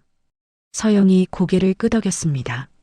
그래도 오늘은 아빠가 했으니까. 지훈이 대신 말을 이었습니다. 이제부터는 아빠 상이기도 한 걸로 하죠. 식탁 위 공기가 잠시 따뜻해지는 느낌이 들었습니다. 식사가 시작되고 세 사람은 처음에는 당연한 얘기들부터 했습니다. 회사 얘기, 알바 얘기, 시장 물가 얘기, 장례식 때 고생했던 친척들 이야기. 그러다 문득 서영이 젓가락을 내려놓았습니다. 아빠, 응, 저기. 서영이 눈을 조금 들어 거실 벽을 바라봤습니다. 이제부터라도 잘해라. 액자 속 문장이 세 사람의 시야에 동시에 들어왔습니다. 저거, 서영이 조심스럽게 물었습니다. 아빠가 걸었어요? 그래. 상우는 굳이 시선을 피하지 않았습니다. 액자 쪽을 똑바로 바라본 채 담담히 대답했습니다. 매일 보려고. 대답은 짧았지만 그 안에 들어있는 의미는 충분히 전달되었습니다. 지훈이 작은 웃음을 한번 터뜨렸습니다. 엄마 스타일이다. 뭐가? 맨날 눈에 잘 띄는데 붙여놓고 계속 보게 만드는 거요. 정리해야 할 서류, 먹어야 할 약, 해결해야 할 집안일들. 정임은 늘 메모를 눈에 보이는데 붙여두던 사람이었어요. 이제부터라도. 지훈이 액자를 바라보며 중얼거렸습니다. 늦지 않았으면 좋겠네. 상호는 잠시 고개를 숙였다 들었습니다. 늦은 건 늦은 대로 있어. 그 말은 스스로를 향한 인정에 가까웠습니다. 대신 그는 말끝을 정리하며 두 아이를 번갈아 바라봤습니다. 더 늦지 않게 좀 해보려고. 식탁 위에 잠시 정적이 흘렀습니다. 그 정적은 어색하기보다는 무언가 새로 놓이는 소리가 들리기 직전의 고요 같았어요. 서영이 먼저 젓가락을 들었습니다. 그러면 우리도 이제부터라도 자주 같이 먹어요. 지훈도 고개를 끄덕였습니다. 밥만이라도. 그래. 상호는 짧게 대답했습니다. 그 한마디 안에 약속, 다짐, 사과, 부탁 같은 여러 감정이 섞여 있었어요. 식사가 끝날 즈음 서영이 식탁을 치우다가 문득 거실 쪽을 돌아봤습니다. 아빠, 왜? 저 메모. 그녀가 손가락으로 액자를 가리켰습니다. 언젠가는 우리 셋이 같이 쓴 걸로 한번 바꿀래요? 상호의 눈썹이 조금 올라갔습니다. 같이 쓴 거? 응. 서영이 웃으며 말했습니다. 그냥 똑같이 이제부터라도 잘해라라고 쓰거나 아니면 이제부터라도 잘해보자로 해도 되고 엄마 말 그대로 가져와도 좋고 우리 버전으로 조금 바꿔도 좋고. 지훈이 옆에서 곧바로 동의했습니다. 좋다. 엄마 글씨는 우리가 잘 모셔두고 거실엔 우리 글씨로 하나 같이 써서 걸죠. 둘의 시선이 상호에게로 모였습니다. 상호는 잠시 말이 없었습니다. 벽에 걸린 액자 속 종이를 한 번 더 바라봤습니다. 조물록에서 찢어온 누가 썼는지 아직도 모르는 글씨. 하지만 이제 그 문장을 둘러싼 얼굴들은 이 집 안에 있는 사람들의 얼굴로 천천히 바뀌고 있었습니다. 그래. 그가 조용히 대답했습니다. 언젠가는. 그 언젠가가 정확히 언제인지는 누구도 몰랐습니다. 내일일 수도 있고 한 달 뒤, 1년 뒤일 수도 있었습니다. 하지만 적어도 그 약속이 완전히 허공에 떠 있는 말은 아니었습니다. 거실 벽에는 지금의 메모가 걸려 있었고 선반위 상자 안에는 정임의 글씨들이 남아 있었고 노트북 안엔 아직 재생하지 않은 파일 하나가 남아 있었습니다. 그 모든 것들이 이제부터와 언젠가를 서로 이어 붙이고 있었어요. 식탁을 다 치우고 난 뒤 세 사람은 자연스럽게 소파에 나란히 앉았습니다. TV에서는 예능 프로그램이 시작되고 있었지만 아무도 집중해서 보지는 않았습니다. 대신 웃긴 장면이 나올 때마다 누가 먼저랄 것도 없이 동시에 피식 웃었습니다. 예전에는 각자 방에서 혼자 보던 화면이 이제는 같은 소파, 같은 시간, 같은 방향에서 보여지고 있었어요. 눈을 조금만 돌리면 벽 위에 걸린 액자가 보였습니다. 이제부터라도 잘해라. 그 문장은 더 이상 누군가를 몰아붙이는 재촉처럼 보이지 않았습니다. 조금 늦게 출발한 사람들끼리 같이 맞잡은 손 위에 적힌 짧은 구호처럼 보였어요. 그날 밤 집안은 오랜만에 아주 작은 소음들로 가득 찼습니다. 컵 부딪히는 소리, 욕실에서 물 트는 소리, 방문 여닫히는 소리, 누군가 코를 훌쩍이는 소리, 그리고 서로를 향해 건네는 짧은 인사들. 잘 자라. 응, 아빠도요. 문이 닫히고 불이 꺼진 뒤에도 거실벽 위 액자 속 문장은 어둠 속에서 조용히 남아 있었습니다. 언젠가 세 사람이 함께 쓴 새 종이가 들어갈 자리를 묵묵히 지키고 있는 것처럼 봄이 완전히 자리를 잡은 어느 토요일 묘지 언덕에는 어린 풀들이 고개를 내밀고 있었습니다. 겨울 내내 뻣뻣하게 버티던 나뭇가지에도 연두빛이 조금씩 번져 있었어요. 윤상호는 검은 점퍼에 수수한 바지를 입고 조용히 언덕길을 올랐습니다. 손에는 작은 꽃다발과 흰 봉투 하나가 들려 있었습니다. 뒤에서는 서영과 지훈, 그리고 미숙이 천천히 따라오고 있었어요. 네 사람의 걸음은 딱히 맞추진 않았지만 크게 어긋나지도 않았습니다. 정임의 묘비 앞에 도착하자 상호는 먼저 허리를 숙였습니다. 왔어. 입 밖으로 나온 인사는 짧았지만 예전 장례식장에서 기계적으로 반복하던 와주셔서 감사합니다와는 전혀 다른 결이었어요. 서영과 지훈도 한 사람씩 앞에 나가 절을 했습니다. 미숙은 손에 들고 온 작은 꽃바구니를 묘비 앞에 내려놓았습니다. 묘비에는 곽정임이라는 이름과 함께 짧은 문장이 새겨져 있었습니다. 늦은 건 없다. 가족이 상의해서 새겨 넣은 말이었습니다. 상호는 한동안 이름과 문장을 번갈아 바라보다가 가져온 꽃다발을 조심스럽게 내려놓았습니다. 얘들 왔다. 그는 자연스럽게 말했다가 바로 옆에 선 두 아이를 바라봤습니다. 네 엄마 이런 날 좋아했지. 응. 서영이 고개를 끄덕였습니다. 오늘 같은 날이면 꼭 어디 나가자고 했을 거야. 공원 가서 김밥 먹자고. 지훈이 웃으며 말을 받았습니다. 그러다 또 마지막엔 이제부터라도 자주 오자 이랬겠죠. 네 사람 모두 동시에 웃었습니다. 길게 터지는 웃음은 아니었지만 묘지 언덕 바람에 한 번씩 흔들렸다 사라지는 웃음이었어요. 잠시 정적이 내려앉았을 때 상우가 흰 봉투를 꺼냈습니다. 이건 그는 봉투를 한번 내려다봤다가 묘비 앞 작은 돌 위에 올려두었습니다. 너희 엄마 편지다. 서영과 지훈의 시선이 동시에 봉투로 향했습니다. 읽었어? 서영이 물었습니다. 읽었다. 상우는 짧게 대답했습니다. 언제요? 그날 너희한테 그 소리 듣고 난 밤. 그 소리? 지금 여기 있는 사람부터 보라던 소리. 세 사람의 눈빛이 잠시 교차했습니다. 그날 식탁 위에서 튀어나왔던 말들이 지금은 훨씬 부드러운 기억으로 떠오르고 있었어요. 뭐라고 써 있었어요? 지훈이 조심스럽게 묻자 상호는 입술을 한번 다물었다가 천천히 풀었습니다. 별거 없더라. 그 말에는 농담과 진심이 동시에 섞여 있었습니다. 늘 하던 말 그대로였다. 이제부터라도 잘해라. 애들한테, 너 자신한테, 아직 안 망가진 것들한테. 그는 묘비를 바라보며 말을 이었습니다. 늦은 건 늦은 거고 그래도 나머지는 할 수 있다고. 서영과 지훈은 묵묵히 그 말을 들었습니다.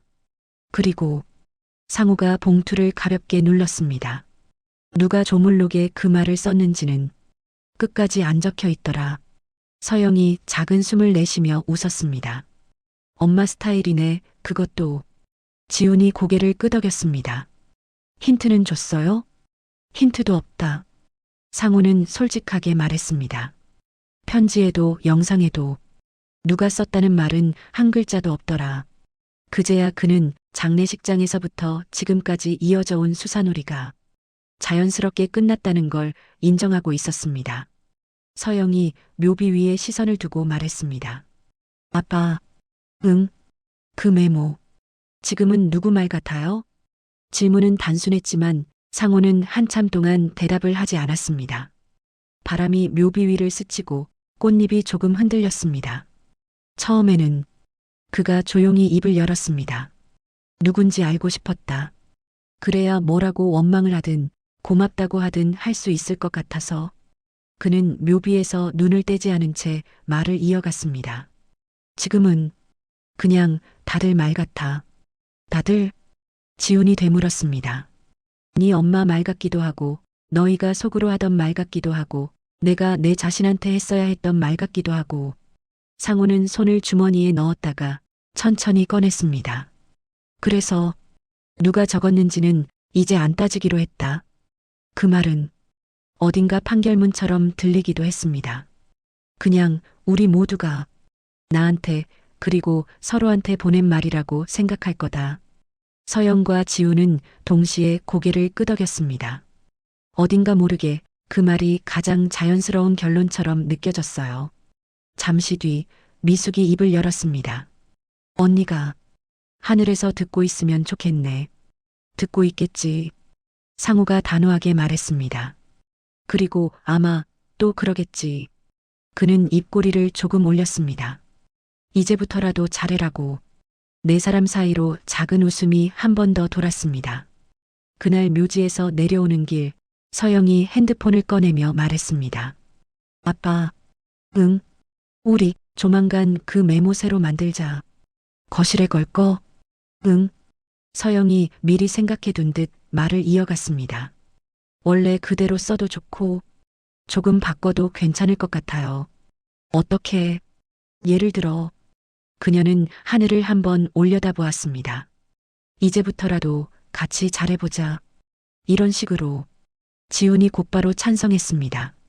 좋다. 그는 아버지를 보며 웃었습니다. 혼자 잘하라는 말 아니라서 더 좋네.